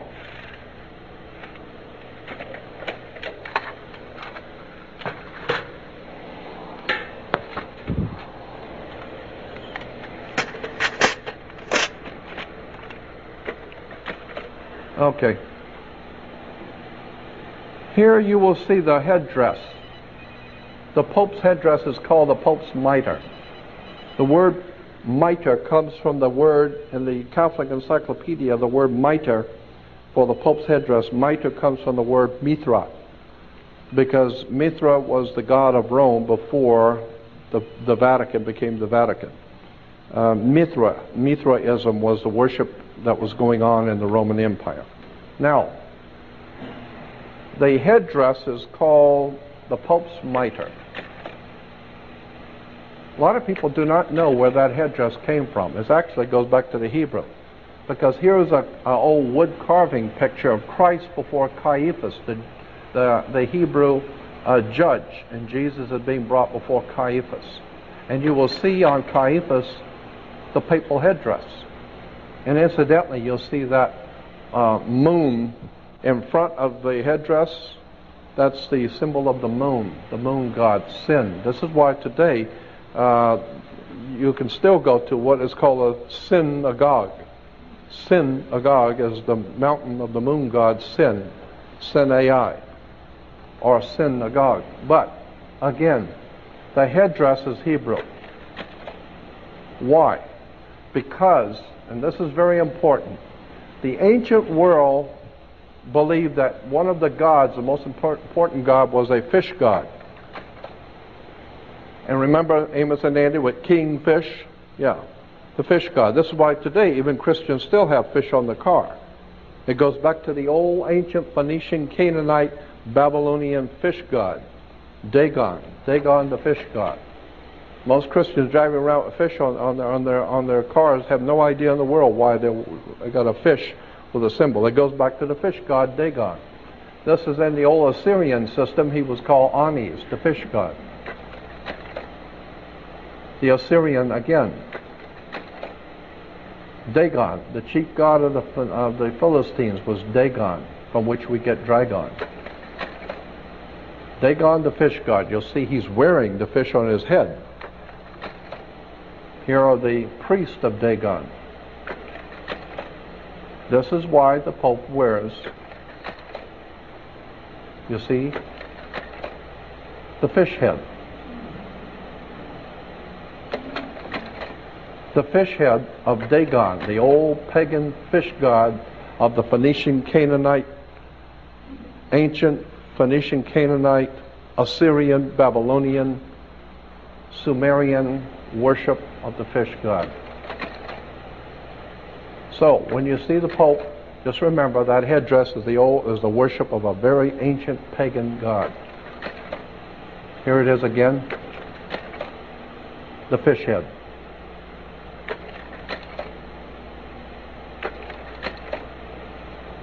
Here are the black robes. Why black robes? Why black squares? The black robe is the black robe of the planet Saturn. Again, here are the judges all swearing allegiance to Nazi Hitler. And here are the priests in, incidentally, the priest uniform is called, here it is, just a minute, all black robes. Why black robes? Darth Vader wears a black robe. Yeah, devil worshippers wear black robes. Ayatollah Khamenei wears a black robe. Yeah. Yeah, Omar Gaddafi wears one too. There they are. Some of the most bloodletting murderers the world has ever seen. The Order of the Garter. In England, you will see Churchill on the lower right. It's called the Order of the Garter. The black robes. A very, very extremely powerful secret society in England called the Order of the Garter.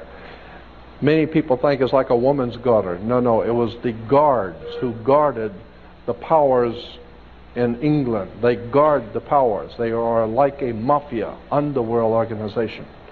A very powerful secret society with the black robes and the red strips. The red represents the same thing as the red, the scarlet-colored wild beast of Revelation. The red is very important, and you'll see they're also wearing the old ancient symbol of the cross.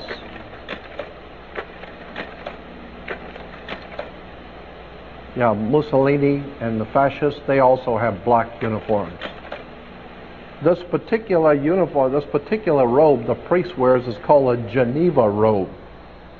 Geneva. The reason why it's called a Geneva robe is because the Vatican has dominated Europe for some 2,000 years, and Europe has dominated the world, and therefore international maritime admiralty law, the law of international banks, is based on Vatican canon law.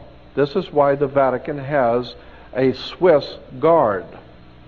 The Swiss guard the Pope. Why? Because it's symbolic. The Switzerland, which is the home of international banking, is guarding the Pope because he's the boss of all bosses. Michael Corleone goes to the Pope, right? Mafia bows before the Pope. International drug traders bow before the Pope. The Pope is probably one of the most fierce, diabolical people the world has ever known. I know. I was born and raised Catholic. I listened to my uncles who were federal judges. I listened to my Uncle Joe. I listened to the people I've read and studied for 42 years. The Vatican is a symbol of world criminal, world empire. And if the Protestants think that they have protested against Rome and gotten something cleaner and better, you've got another thing coming, because 99% of Protestantism came directly out of the Vatican Catholic Church, and neither one of them are worth a damn before God. Somebody had better start doing their homework and understanding that we have been misled away from the true and divine presence in the universe that men have called God. And I am totally committed to trying to help people to learn and see how these symbols have been foisted on us and we didn't even know it. You see Heaven's Gate. Remember this idiot? Heaven's Gate. A gate is a door.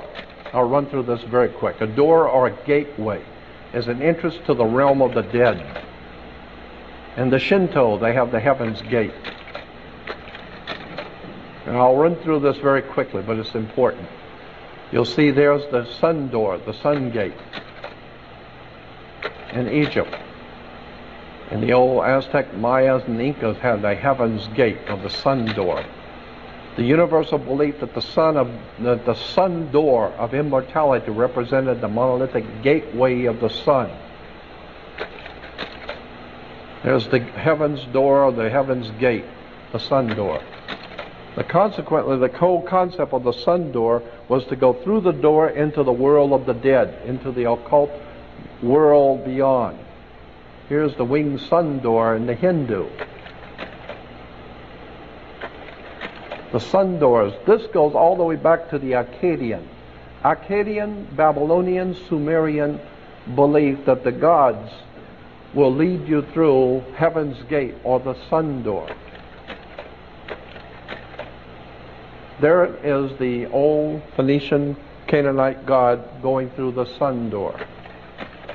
Here in the Vatican, you will see a colorful ceremony at the beginning of the Holy Year where the seal is broken on the holy door.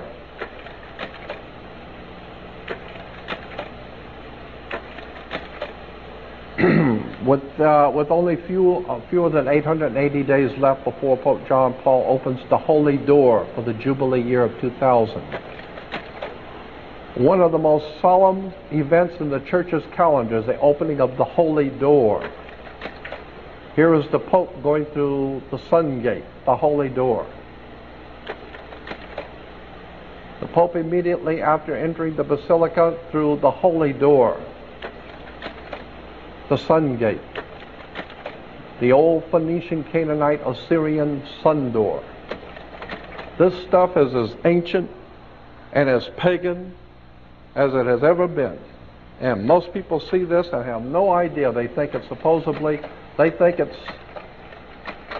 people see something like this on television. Oh, it's very holy. The only thing holy in Rome is the stories. They're full of holes. The concept is the whole thing is nothing but a story. And it has been misrepresented. And again, let me say, I am totally convinced that the New Testament is a profoundly important story, but it has been misrepresented by the people who are far smarter than we are. They have put all of this stuff together and they figured we'd never find out. Well, I've taken 42 years of my life to go through this material, and I haven't even scraped the surface. I could go on for weeks talking about this kind of thing. The point I'm making here is that we need to wake up and find out what these symbols mean. I think this is getting where, yeah, here it is, Rome. Rome in the 1st century. I don't know if you know this, but in the 1st century Rome's seat of power, where Caesar ruled from, was called Capitoline Hill. Capitoline Hill. And the temple of Juno Moneta was a part of Capitoline Hill. Juno Moneta, which is where we get Juneau, Alaska. Juno Moneta is where we get the word moneta, is where we get the word money.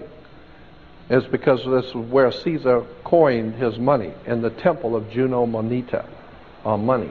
So of course, Caesar, before he went in before the, quote, Senate, end quote, he had to go to the bankers. had to go to the temple to see what the bankers want before he goes into the Senate. There is Capitoline Hill. It's up on the hill. We still say that today. The president's up on the hill. Not realizing when you see the president of the United States up on the hill, this is all Rome.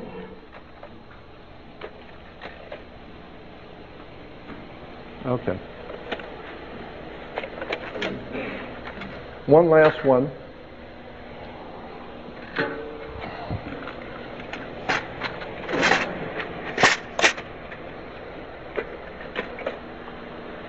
Yeah, domes. Domes are very important. The word dome comes from a Latin word domus.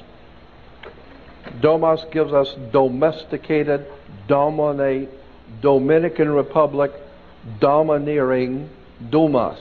Domus meaning the presence of the divine. Domus. The presence of God, the presence of divine. Domus. And you'll find domes everywhere. Churches have domes. Religious buildings incorporate a dome. The Vatican, dome. St. Peter's, domus. Here we have from a publication showing Jesus giving the keys to Peter, the keys of heaven, the two keys. And you will see in the back the Vatican. Domus. So Jesus is giving the keys to Peter for him to rule through the domus. Now why is this important? It's because, in point of fact, the United States government has the same identical dome as the one in Vatican. Identical. It's because this government is dominated by international maritime admiralty law, the law of international banks. International maritime admiralty law is based on Vatican canon law. Vatican canon law is the law of banks and money. And consequently, that's why the Pope has a Swiss guard. Switzerland is the bankers of the world. Consequently, you need to understand what these symbols mean. Let's see if there's something else on here. No. Yeah, there it is, a mortarboard derived from a cap worn by Roman Catholic clergy. A mortarboard is now a symbol. The red square, yeah, these are squares. Here's the Pope bowing before a mafia. Yeah, you got to ask yourself, how come the Pope has to bow to get the square on his head? You better check this out and figure out, why does the Pope have to bow to politicians?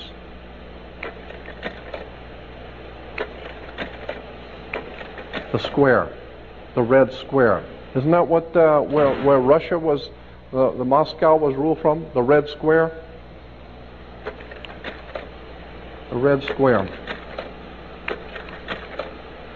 You find that in the Vatican, the red square. The Nazis used the red square.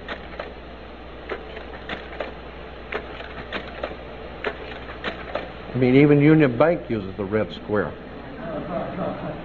And incidentally, the Union Bank goes back to Adolf Hitler. Adolf Hitler founded a bank with the gold he got from Jews. He founded a bank called the Reichsstadt All-German Union Bank. The Reichsstadt All-German Union Bank. Today, the Reichsstadt All-German Union Bank is known in our country as Union Bank. Union Bank was founded by Adolf Hitler. But don't take this personal. It's just business. Understand?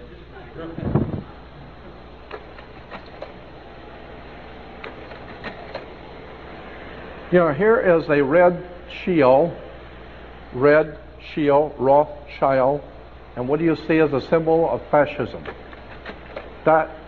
Fascism was an authoritarian political movement. The last sentence, it says, its name was derived from a fasces, a Roman symbol for authority consisting of a bundle of rods and an axe. Political life. In most cases, fascists have come to power after a nation has suffered an economic collapse, a military defeat, or some other disaster. The Fascist Party wins mass support by promising to revive the economy and restore national pride. Say it again? When? Right now? Okay.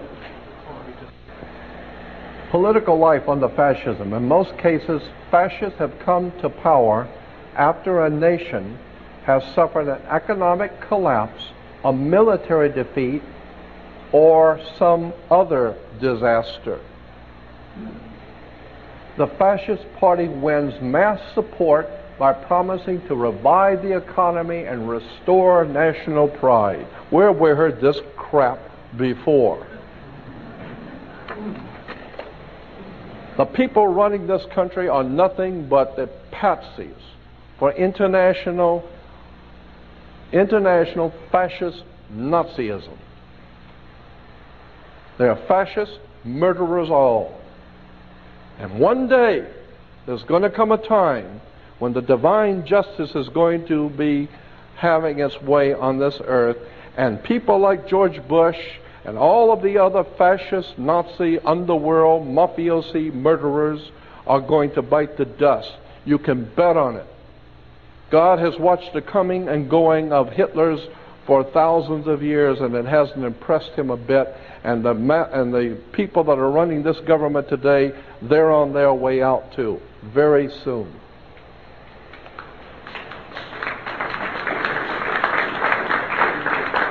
Personal liberty. Personal liberty is severely limited under a fascist government. Here's a fascist. You'll see it underneath. It's everywhere throughout the world, especially in South America, Italy, France, Italy again, Benito Mussolini. You'll see the fasci. Fascism of Italian domination. Here's Kurt Waldheim, fascist Nazi, ended up being the head of the United Nations. I don't know what that tells you about the UN. And here's the Pope with his fascist Nazi friend. Both of them are grinning because they both know what they're doing, and they know you don't know what they're doing.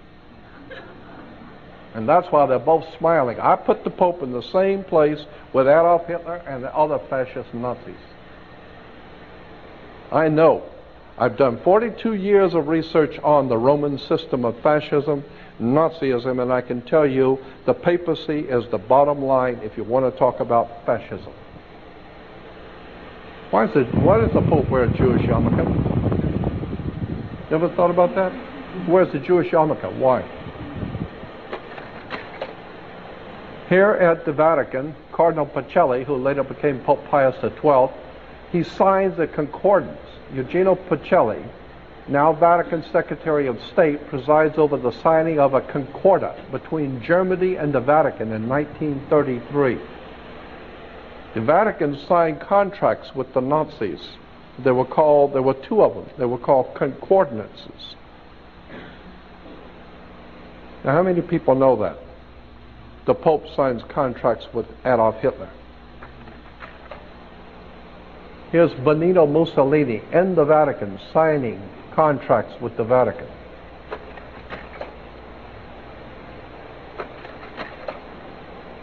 Again, here's another cardinal meeting with all of the fascists on the left.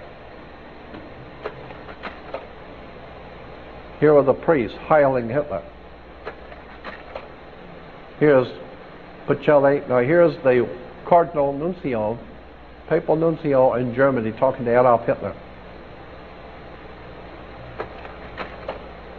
Again, the fasci. Here it is on American coins, the fasci. Here it is in Rome. Take a good look at the fasci on that symbol. Here it is in America. Here it is on the American dime. It's a traditional symbol of republicanism, a fasci as its symbol. Yeah, Republicans have always used the fasci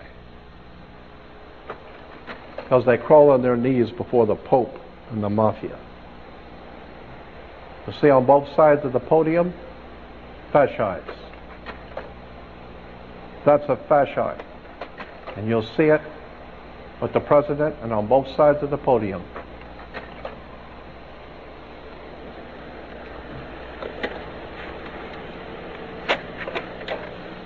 We can have the lights now.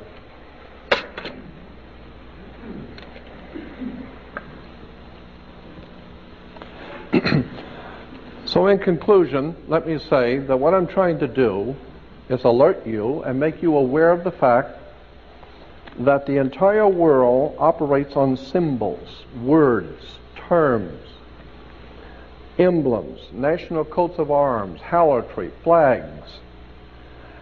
And for many years I have been fascinated with how much Americans don't know about symbols, and they look at them every day. They haven't got the faintest idea what these things mean. The religious institutions that govern the Western world are as corrupt as any institution that's ever come out of the Western world. But I believe that there is a very powerful story encoded symbolically in the Old and New Testament, but it has been misrepresented. And unless and until we are ready to accept that fact, that there's something in the New Testament that you don't know, there's a symbolism there that's telling you something.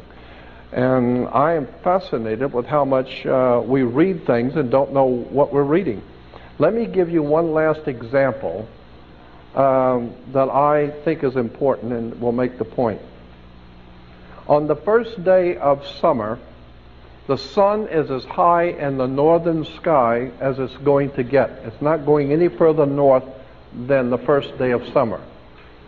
It is directly overhead, as high in the northern hemisphere as it's going to get. Each day, from the first day of summer, each day it moves imperceptibly. It moves 1 degree southward each day, going southward. When it hits the halfway point, it is now crossing over the equator at the halfway point, and now it is going to fall.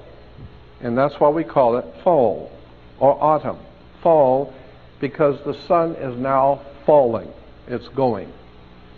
And consequently, it keeps moving until it hits the halfway point, which it crosses over the equator. Now it is the spring in the southern equator, and in the northern hemisphere it is now fall, coming of winter. But as I said, in Rio and in Brazil it is now spring, because it's going to go 3 more months until it hits the first day of winter. And the first day of winter, the sun is as low in the southern sky as it's going to get, and that's the first day of summer for Rio. That's why the birds and smart people with money fly south. If you got money, you go south, follow the sun, right?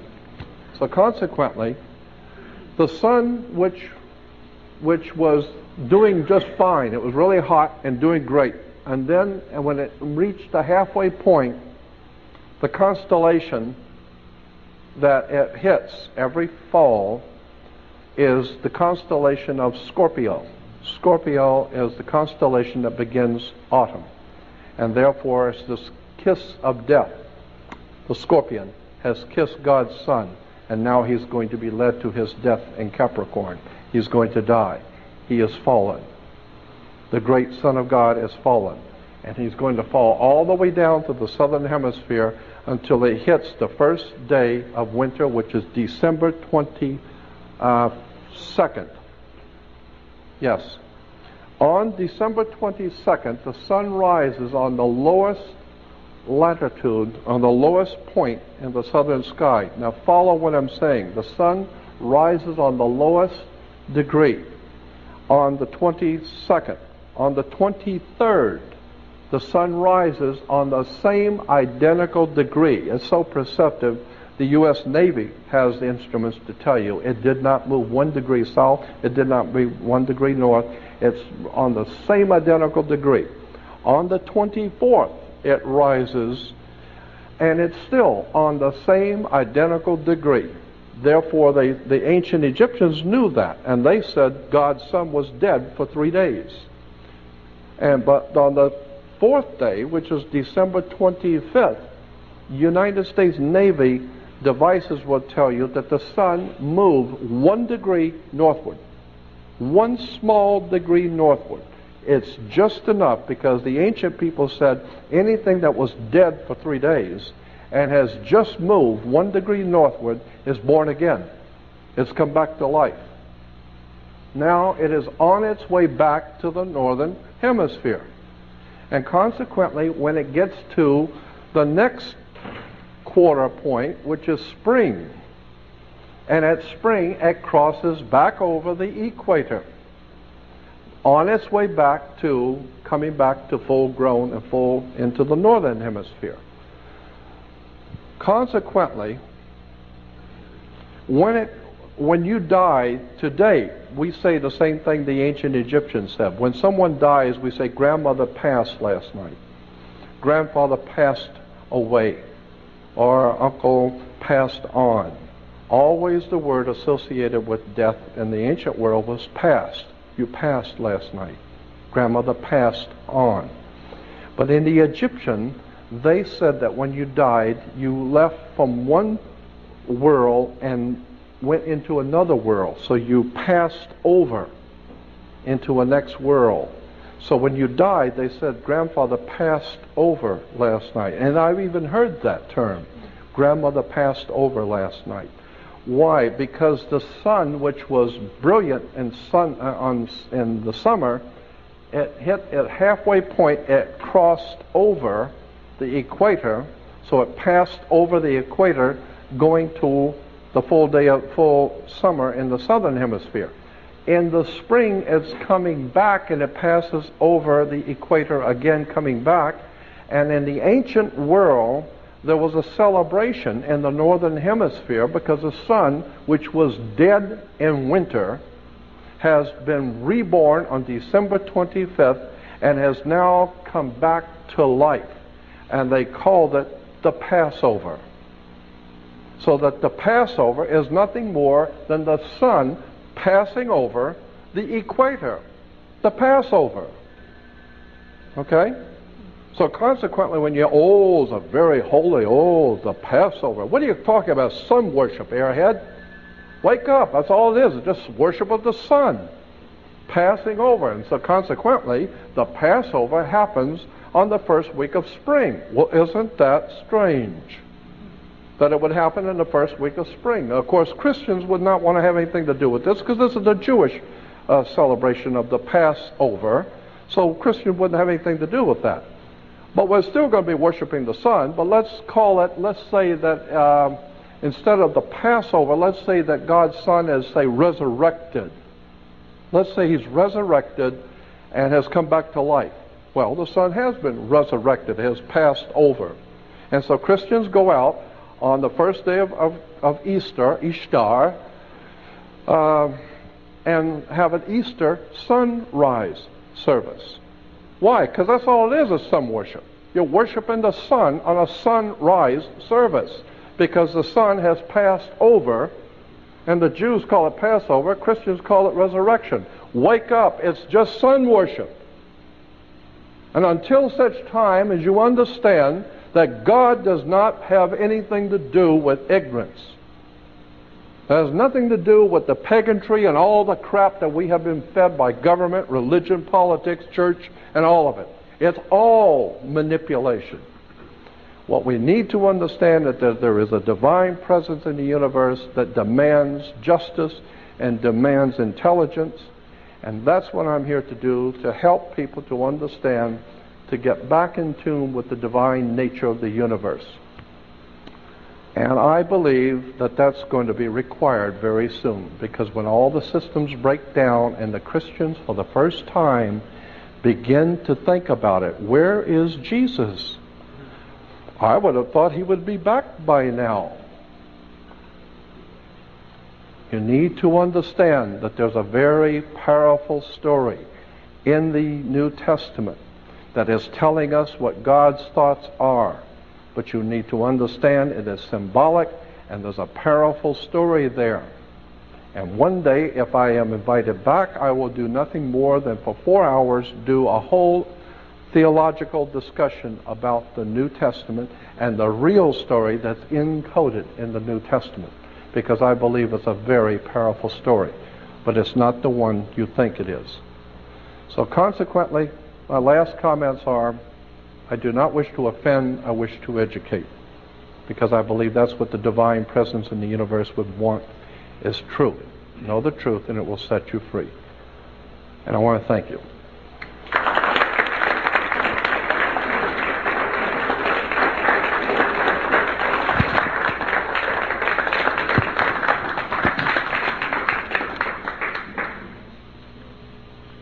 Oh, do we have any questions? And of course we do. Okay, let me get my mic.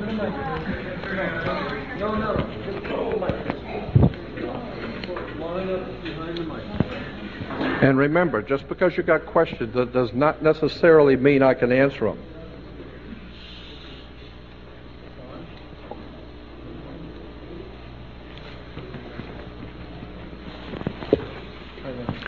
Oh, thank you. Thank you. Jordan, you've answered two very important questions tonight.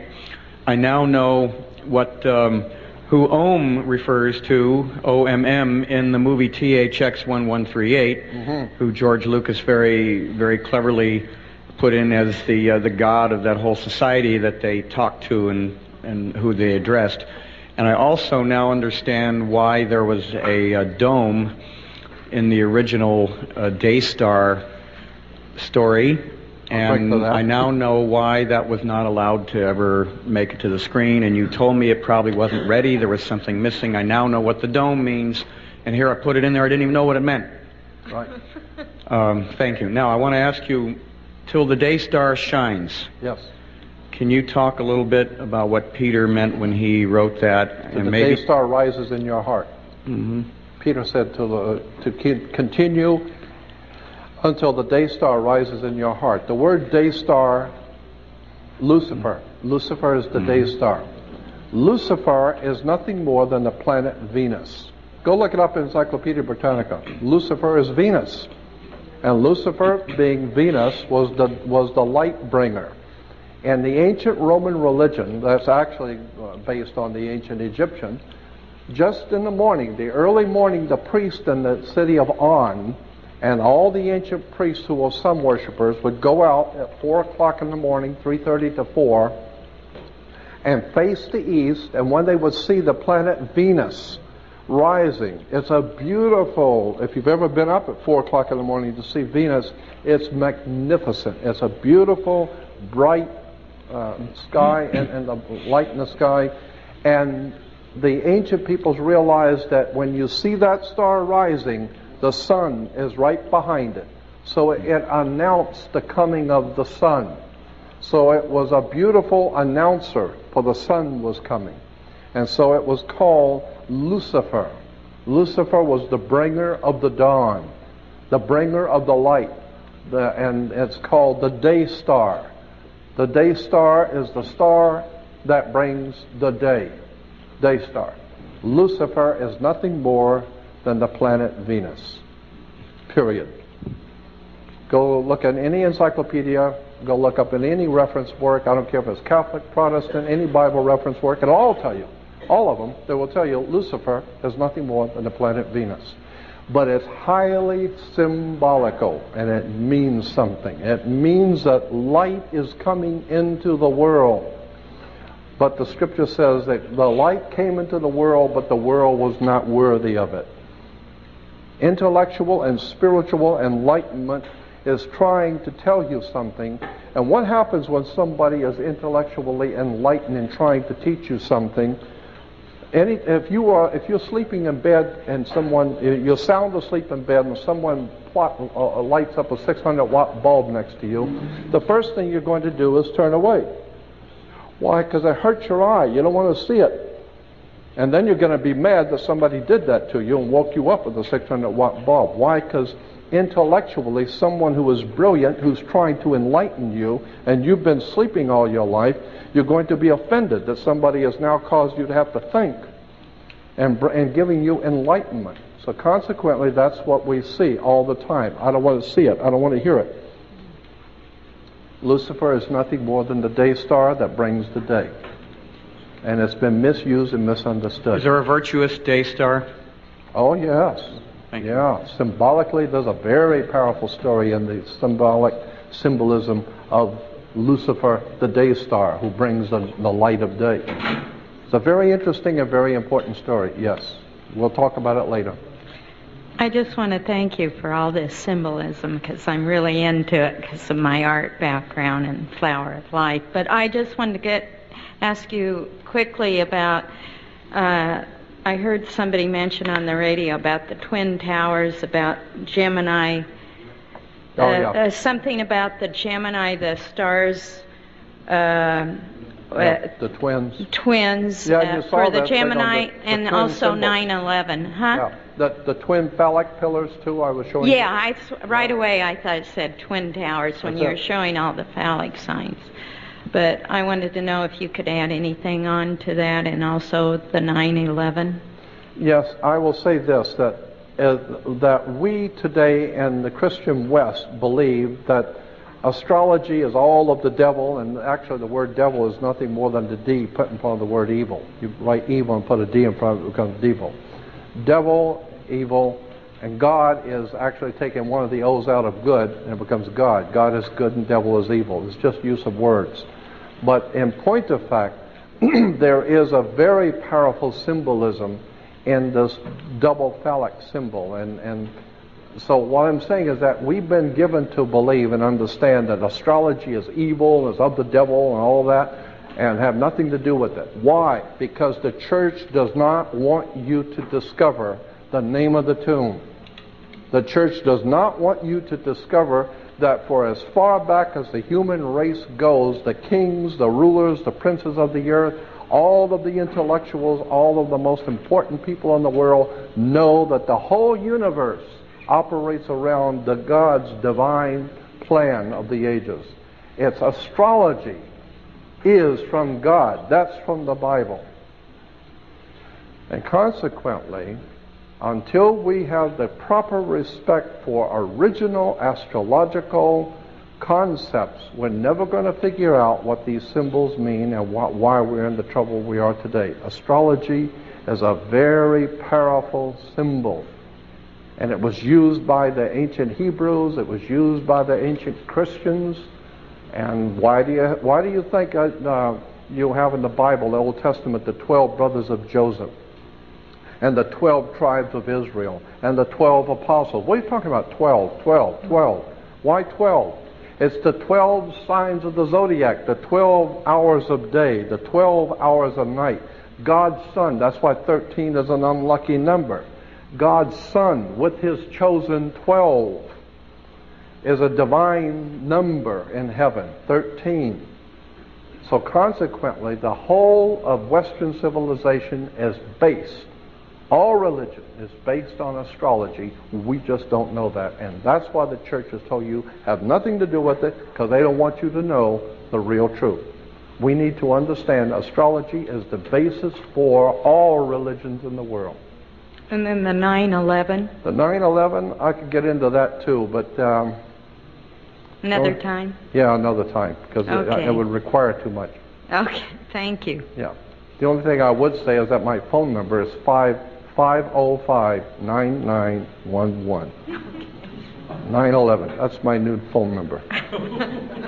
505-9911. 9/11.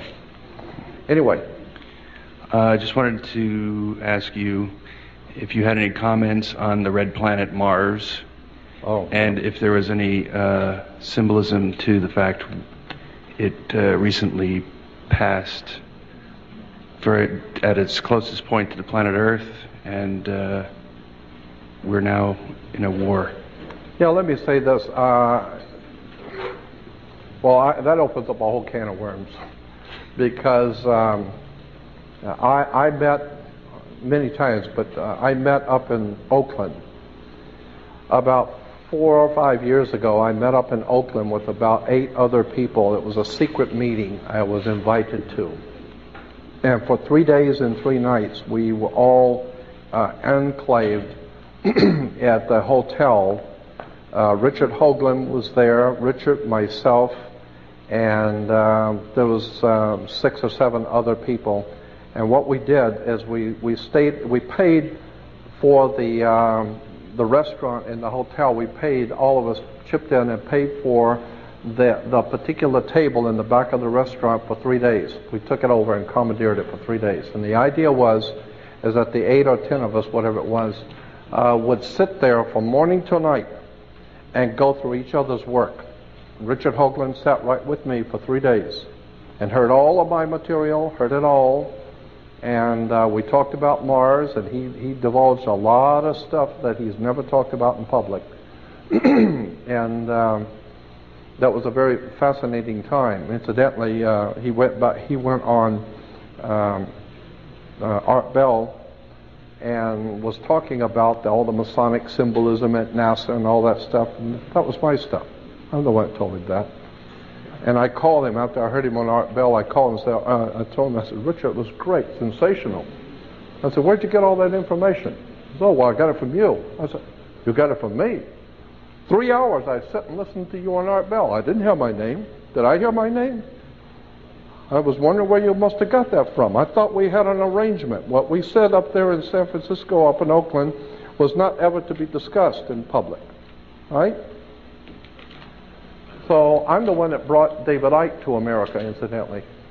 So if you like David Icke, I'm the one that brought him here. If you don't, I'm the one that brought him here. And I'm not very happy about that. I'm very unhappy with David Icke. But anyway, huh? Thank you. Yeah. I brought David Icke to America. And I financed him to make him a star. I seen the day he doesn't even talk to me. Doesn't even say hello. But Mars, yeah, I think that there's a whole story about Mars that has not been told, and it's going to come out, that there might very well be life there now. Do you know that Tom Van Flander has a website, and he's one of the most legitimate, de jure, real physicists, plasma physicists in the world today, a very important man. And he has on his website pictures of artifacts on Mars's surface that I've never seen before. He's got pictures, actual zoomed in pictures. And you got to remember, Tom Van Flanders is a very important man in the world of science today. And he's got pictures of cylinders on the face of Mars going into the Earth, into Mars and coming out. They're like a subway system, and it's like plastic or glass. And you can see the wrappings around, some kind of material wrapped around these cylinders. They must be huge. But they come out of the surface of Mars, they go back in, they go behind huge mountains and come back out and go back down again. It looks like a subway system. And when you look at this thing, you tell, what the hell is a subway system doing on Mars? And in this article, he's saying that there are many things that NASA has known that's on Mars that they haven't told you yet. Subway systems, and this is very highly technical, the way he explained it, to be able to do what whoever this was that did it, to be able to build around mountains and sweep down into the ground, come back out over here, go around the mountain over here and come back in. Who knows how to build subway systems like that? And you can see through them. You can actually see through them. So they're either plastic or glass or plexiglass or something. I think that there's a lot more going on the planet Mars right now, and there may even be a civilization there now watching us. Maybe that's where we came from originally. I've sat with I sent Zachariah Sitchin around the world, I think 6, 7 times. I sent him to Egypt, I sent him to Mazatlan, I sent him to Turkey, I sent him to Israel, I sent him to Egypt. I sent Zachariah to 7 countries of the world. I did it personally. I sent him. And I was going to do a 13-week mini-series with Zachariah. And Zachariah is sensational. I love him.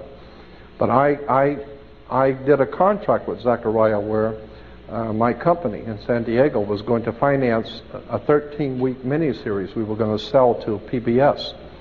And he agreed to do it. And we sent him to 7 different countries. And then the poor mentally deranged moron that I was working with that held the checkbook decided one halfway through the project that she didn't want to finance it anymore. She didn't want to do it anymore. That's it.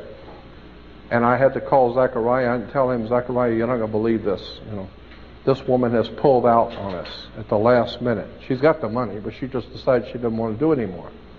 And of course, my feeling is Zechariah Sitchin, he doesn't care. I mean, hell, I've sent him around seven countries of the world and sent him to all the best hotels and financed him and sent him all over the earth. Hey, if you got any other brilliant ideas, give me a call. I mean, he wasn't offended. But there's all kinds of people that I have been in contact with for many, many years behind the scenes that I've never told anyone. And 12 years ago, I produced a video called Matrix, Matrix of Power. And I got all kinds of phone calls from Hollywood stars, from all kinds of motion picture people, talking to me, oh man, a sensational idea of a Matrix, a Matrix of Power. And then, of course, they come out with a movie called Matrix. You know, so I've been on the cutting edge of this stuff for many years, and I have Goldie Hawn and Kurt Russell used to get my stuff out in Santa Monica at the Mandela Books, and some of the stuff that was in my old basic slide presentation ended up in one of the movies called Stargate. I've been supplying Hollywood, and I know I've been doing it because I get phone calls from big name movie stars saying, oh, that was sensational. Well, we ought to make a movie on that. And then a year or two later, there's a movie on it. And so last time I got a very important movie star called me and said, oh man, your stuff is sensational. I love it. Got all of your tapes. And I said, do you really like it that much? Oh, yes, sensational. I said, did you ever send me a check? You know, you ever thought about cutting me a check? Oh, no, well, no, there's no problem. We'll do that. Yeah, I'll get around to that. No, I've never received a dime from anyone. Not even a thank you.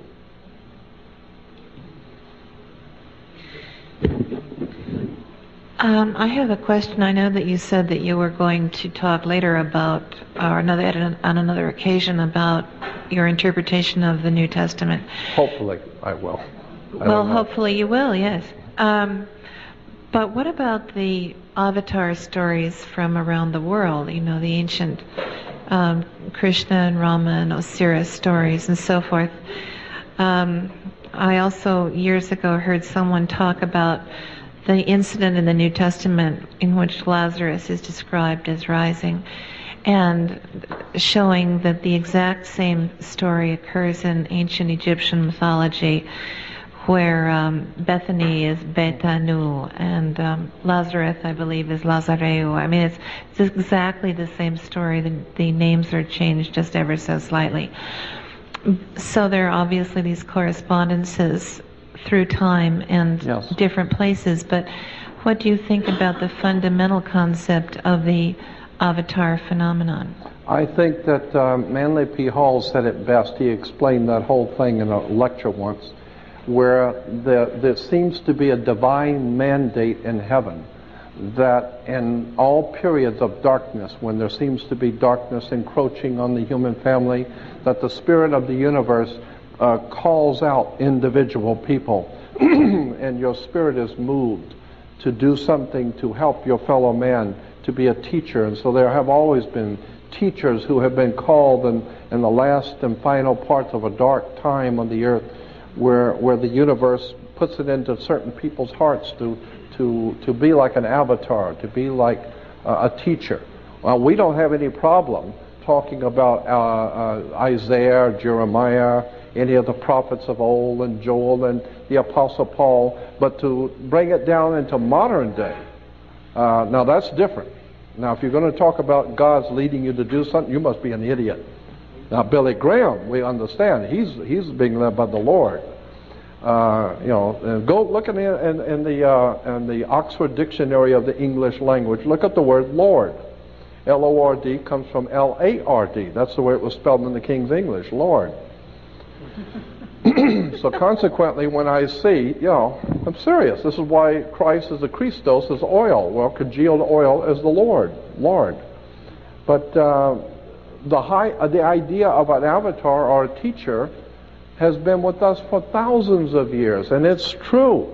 Every time the world is heading into darkness, it seems like God or the divine presence in the universe moves certain people in their heart to stand up against the darkness and help their fellow man, like the scripture says, just carry even one candle will light a darkened world. So I believe that there is something to this idea that God raises up individuals to enlighten his fellow man in dark periods of history. Could I ask you one other question about astral theology? Have you looked into the Mayan calendar? What do you think about that? Well, I think the Mayans and the Aztecs and the Incas and the Toltecs and all of those ancient people, I think South America and Central America is just cram-filled with interesting ancient stuff. And we tend to feel that the Egyptians and the people from that area of Africa and in Europe somehow or another got over here to South America because we still have the same pyramids and the same symbolism. We find the same symbolism in Central and South America we find in the Middle East. And so obviously they came from the Middle East and Egypt and Africa across to South and Central America. I'm saying, maybe not. Maybe it started in Central America and South America and went to that way. Why do you, and I am totally convinced in my own mind that the most ancient cultures on the face of the earth, as in South America and Central America, probably 100,000 years old or more. In Peru and Brazil and that whole area of the world, I think, is just replete with ancient stuff that far, far exceeds anything Egypt ever did. So I'm seeing that there's a whole world of questions that we've never been allowed to ask. I think that Central and South America is the epitome of ancient civilizations. I don't even know, I don't think that the ancient Mayas and the Aztecs and those people, those are the ones we know of. I think that there were some very old ones, like Earth Base 1. Earth Base 1 is in the Andes. It's as high up in the Andes as you can get.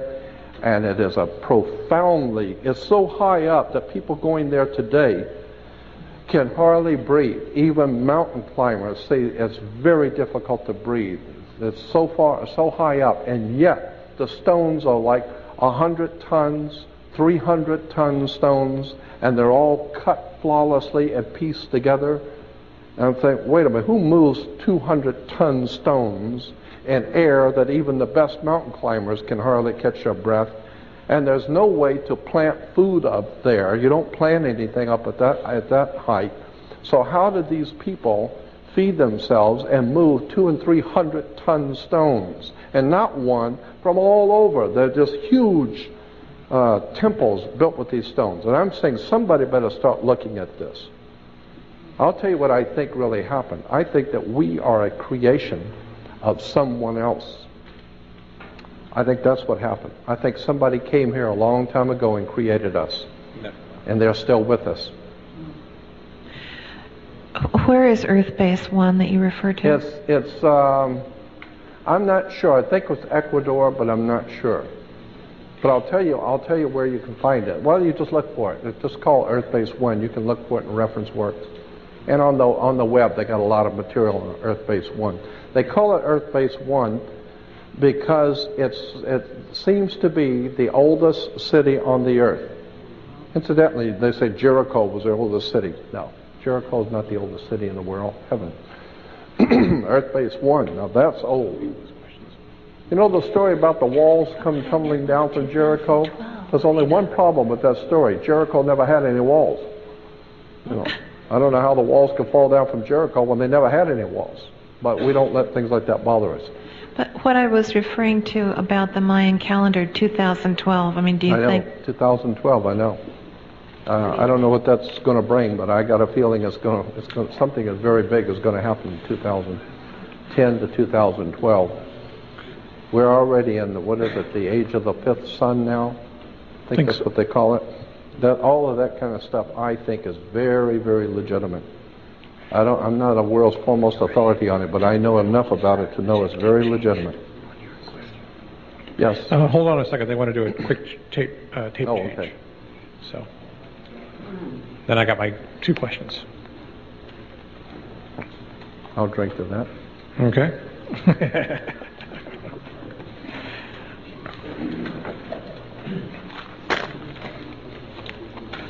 Incidentally, I did a television. I've done quite a few here lately. I did a piece for Discovery Channel. I did one for Learning Channel. I did one for Arts and Entertainment. I did one for CBS. Okay. We're rolling. Oh, okay. All right. I was just going to tell you something that happened on that Well, go ahead, and then I'll ask my occasion when I was working for. That kind of points up what the networks are all about. Well, let me just tell you very quickly. I was hired to do 3 of a 4-part series. The 4th one I didn't work on, but the 3 I did. And the 4th one was, or the one I did not work on. You may have heard about it. It's called The Incredible Discovery of Noah's Ark on CBS. I did not work on that one. That was the 3rd in the series. The first 2 was the Ancient Mysteries of the World Part 1 on CBS and Ancient Mysteries of the World Part 2. Then came the Incredible Discovery of Noah's Ark, and then came the 4th one, which is Ancient Mysteries of the World, in which Anthony Hilda was on that one with me. But the 3rd one in line I did not work on, happily, because there were a lot of lawsuits and a lot of bad blood because of that, and the production company out of Utah went broke because of it, because of the lawsuits. And the reason why is because a lot of atheists and agnostics and humanist organizations and people around the country got really upset because CBS did not put a disclaimer saying that this is just entertainment. We didn't really find Noah's Ark. But they didn't do that. They said the incredible discovery of Noah's Ark. And they went on to show, here's the pictures of Noah's Ark, and it was so ludicrous, it was so incredibly ludicrous, I was laughing at it. It showed the guy taking a picture of Noah's Ark, and then it said, but he fell off the ledge, and they couldn't find him because he died in the snow, and so that's why they don't have the camera in the original picture. And I'm thinking, well, if you don't have the original picture, what the hell are we looking at then? And well, what are we looking at if you don't have the original picture? And so consequently, I was called back to work on the 4th one, and so I asked the field director, I said, did you guys got a lot of heat from that last one you did on the Incredible Discovery of Noah's Ark? He said, yeah, a lot of lawsuits and a lot of stuff. And I said, did you guys really find Noah's Ark? And he said, come on, this is America. You don't have to be intelligent here. This is just entertainment. This is America, my God. This is not Europe. You don't have to be intelligent here. You just tell the people what they want to hear. And I thought, wow, that was over dinner with the whole crew. And I asked him, you really find, he said, come on. We tell the people what they want to hear. This is CBS. It's just the money. It's just a business, okay? We tell people what they want to hear. So that tells you something about CBS and the rest of them. Well, it's Hollywood. Touche. So what's your question? Okay. My old friend, my good friend. First one, I want to make a note about Darth Vader. He's also Lord of Sith, S-I-T-H. Good. So I follow the Star Wars stuff, so I figured I'd want to give you that pointer there. Throw that one in, okay. So it's documented now. My first question is regarding Isis, Ra, Elohim. Isis, Ra, El. Okay. Isis was a feminine principle of wisdom in Egypt. It's spelled I-S-I-S, Isis. Then the coming of one of the pharaohs changed the worship of Isis to the worship of Amun-Re, Amen-Ra, which is incidentally why Christians still say Amen at the end of the prayer, because they're sending the prayer through God's Son, Amen-Re, Amun-Ra, Amen. And consequently, when the Phoenician Canaanites, when the Hebrews went north into Palestine, they encountered a people that were already there for thousands of years. They were called Palestinians. which was very clever. I mean, that's where you would expect to find Palestinians, is in Palestine. And so when they went into Palestine, they had already learned all the wisdom and the religious teachings of Isis, spelled I-S-I-S. Then they learned the new concept of the new religion of Amun-Re, R-A. And now they encountered the Palestinians, and the Palestinians' god was El, the planet Saturn, El, E-L. Consequently, the religion grew out of Isis, Ra, El, I-S-R-A-E-L. Israel is nothing more than Isis, Ra, and El. Consequently, there's nothing holy about Israel. And why is Jerusalem called the Holy City? The Holy City is because, they're full of holes. The Holy City is because every kind of licentious, filthy, degenerate religion that can come into the mind of men has been practiced there. Everything from child sacrifice, pornography, violence, human sacrifice, I don't care how filthy it is or how dirty it is, they were doing it in Jerusalem. And that's why symbolically God's Son, the light of the world, would say to Jerusalem, Jerusalem, Jerusalem, killer of the prophets and stoner of those sent to you. Anything that is truly enlightened and intelligent wouldn't have a damn thing to do with you. All you do is child sacrifice, pornography, violence, money grubbing, money changers. The whole thing was filthy from day one. There ain't nothing holy in Jerusalem. Ain't never been nothing holy in Jerusalem, and there's nothing going to be holy in Jerusalem, Salt Lake City, Rome, or any place else. Religion is nothing more than manipulation of the human mind. There is a powerful spiritual dynamics to the universe, but unhappily most Americans haven't got into the faintest idea about any of that. And I think that that's what's coming. I think there's going to come a time when we're going to start thinking in terms of, wait a minute, let's back up and look at this all over again. Who are we really, and what is astrology, and what is the Bible, and who really wrote it? And that's what I'm hoping to do, to be able to enlighten people that there's something else going on we haven't been told. Yes, what else? And the final thing is, a friend of mine wanted me to ask you, where does the Jesus, the oil Christ story actually fit then? What is or who is Jesus Christ to you, or is your understanding of these things? Well, Christ is merely oil, and oil was used to anoint kings and princes, and all of the ancient world. All the ancient world always anointed their kings and rulers and princes with oil. They poured it in the head of the kings and princes, and therefore you were anointed. The word anoint was a word that was used in relation to sex. And so the king always represented the penis head. The king was always the big cock in town. He was the major penis head. He was the major man. He represented the male fertility. And all the women belonged to him. He was the king. So he represented the male phallic. And in the ancient world, they always lubricated the head of the male phallic in sex. So that's why you would anoint the head of the king. The head of the king represents the head of the penis, because the whole concept of man ruling is a sexual thing. It's been around for thousands of years, the war between male and female. That's a war going on between male and female. And in the patriarchal system of things, the king represented the male phallic. And we got a bunch of Peter heads still running in Washington, D.C. They're all a bunch of penis heads. They think with their penis. They think with their penis. That's all they are. That's all. You know, Bill Clinton, he thinks he's the only one. That whole thing is filthy. It's nothing more than sex and power. We're talking about mafia, sex, drugs, entertainment, buying and selling. Anyway. Hello, Jordan. I hope I don't offend anyone.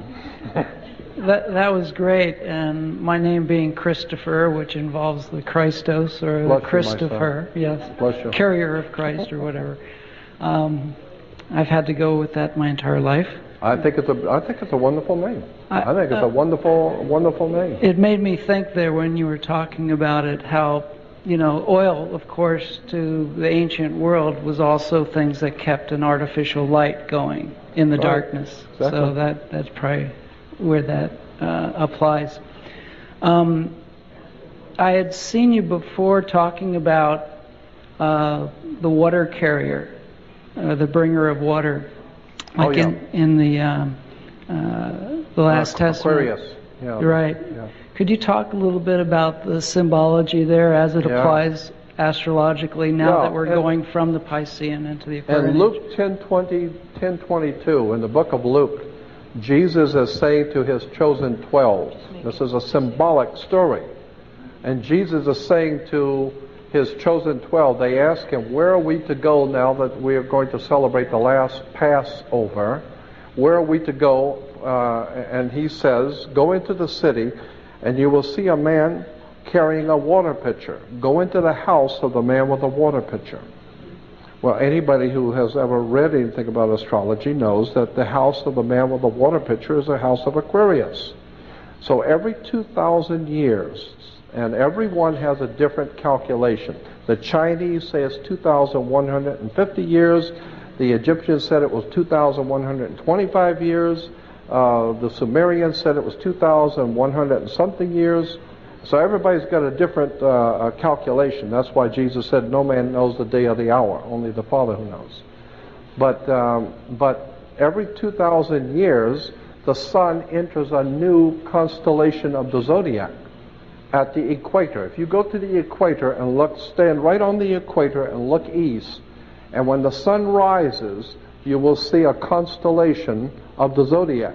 And for 2,100 years, the sun rises on that constellation. But you will see it at the beginning, it's over here. And for 2,100 years, the constellation keeps moving until it hits a point over here, and now it's leaving. And now the next constellation is coming in. So every 2,100 so years, the next constellation moves in. So God's Son is our risen Savior. He rises in the next constellation of one of his chosen 12. And so in Luke 10:22, he says, go into the house of the man with the water pitcher. What we're talking about is Jesus was the great fisherman, represented by the fish, because it's Pisces. We've been living in the age of Pisces for 2,000 years. So when we hear people today saying we're living in the end times, the last days, we are living in the end times, last days of Pisces. And before Pisces, go backwards. This is the way you do it. You go backwards in the zodiac, not forward. What was the constellation 2,000 years before Jesus? Was the Aries, the ram. That's why the Jews blow the ram's horn. The shofar is when the sun would come up, they would blow the ram's horn, because it's the 2,000 years of Aries, the ram, God's son in the age of the ram. And then of course Moses inaugurated the 2,000 years of Aries, the ram, that blow the ram's horn. And that's why when Moses comes back down from the mountain, he sees the children of Israel worshiping a golden calf. Golden, the sun. Calf, Taurus, the bull. The Taurus, the bull, golden calf. Consequently, the Jews were into astrology. And they realized that every 2,100 years, the Son, the Redeemer, our risen Savior, will come back into his kingdom. And now we're waiting for God's kingdom to come and his will to be done on the earth as it is in heaven. Meaning that we're waiting for the sun to rise on a new dawn, a dawning of a new era, in which mankind will now step into the age of Aquarius for the next 2,000 years of human existence. The Bible is replete with this stuff, and all you got to do is spend hours and days and weeks at the seminars and the seminaries and talk with the rabbis, and they all tell you, of course, that's what it's all about. I had one of the highest ranking rabbis in America. I'm not going to give you his name because people will see this, and I don't want them calling him. But he's back in Massachusetts. He's probably gone now. This is many years ago. But we used to talk about this. He was a head of a very powerful rabbinical association. And I used to ask him, I said, Rabbi, tell me the truth. Was there an Abraham, Isaac, and Jacob? I mean, did these people actually live? And he said to me, look it, you've got Isis, Osiris, Horus. You've got Brahma, Vishnu, Shiva. You've got Father, Son, and Holy Ghost. Hey, we're Jews. We've got to have something too, right? Everybody's got to have a triune God. Brahma, Vishnu, Shiva, Osiris, Horus, Isis, Father, Son, Holy Ghost. So we got to have something. Okay, so we got Abraham, Isaac, and Jacob. How do you like that? Well, was there an Abraham, Isaac, and Jacob? I don't know. Was it an Osiris, Isis, and Horus? No. Well, it's just a story. There was no Abraham, Isaac, and Jacob. There was no Abraham. Abraham, the Jewish reference works will tell you, was Abram. Abram.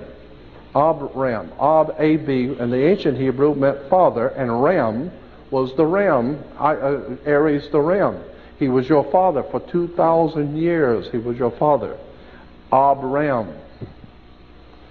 Abraham, Isaac, and Jacob is nothing more than the triune God. And the triune God is nothing more than the sun in the rising, the sun at 12 noon, and the sun in the evening. The newborn, the full-grown, and the man that dies. The triune God.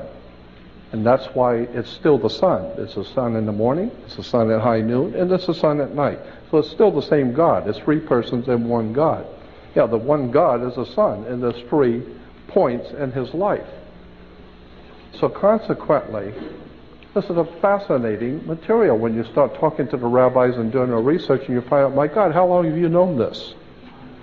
You know, have you known this all your life? Yeah. And I said to him, why don't you tell other people this? And this is fascinating stuff. And he said, look, what do you want me to do? I got to go out and get a job? Come on. You know, if I tell people what the real truth is, I mean, I'm not going to be a rabbi very long. So anyway. As far as you know, is there any validity to the stories of Jesus fathering children to Mary Magdalene? That's the very interesting, that's Holy Blood, Holy Grail, British Israel, Holy Blood, Holy Grail material. That's very interesting. I don't think so at all. I don't think there is. I think it is a front. I think it is a story that's being put out by the Illuminati to give legitimacy to their coming world power, that they want to run the world, and therefore they got legitimate reasons because Jesus is their father, their great-great-great-great-grandfather. So I don't think there's any validity to it at all, but I do think British Israel Freemasons are using it. The British Israel philosophy is nothing more than a front for a group of men who think they're going to control the world, and they're trying to lend legitimacy to it by saying that Jesus fathered them. I know that whole story. Believe me, I've been following it for years. It first came out to my attention from Holy Blood, Holy Grail with Bajent Lee and Lincoln, but my God, since then there's been about 25 books written on that subject of Jesus fathering children. I don't believe it for a minute. I think it's a front story. I think it's a cover story for the Illuminati who's trying to take over the world and make themselves look legitimate. They're nothing but scum as far as I'm concerned. Jordan Maxwell, please give him a hand. Thank you, Jordan. Thank you. This guy could go on for weeks with this stuff, and sometimes will, unless he's... I'm assuming that I'm through here. I guess that's what... Yeah, we've just given you the hook here, kid. Listen, thank you for showing up on Rose Bowl night. Thank you, Wendy, for carrying on. The Joan of Arc, when the country is at risk. If it wasn't for her, we wouldn't be here tonight. Give Wendy a hand, please. God bless. And Happy New Year to you all. And good night. And good night.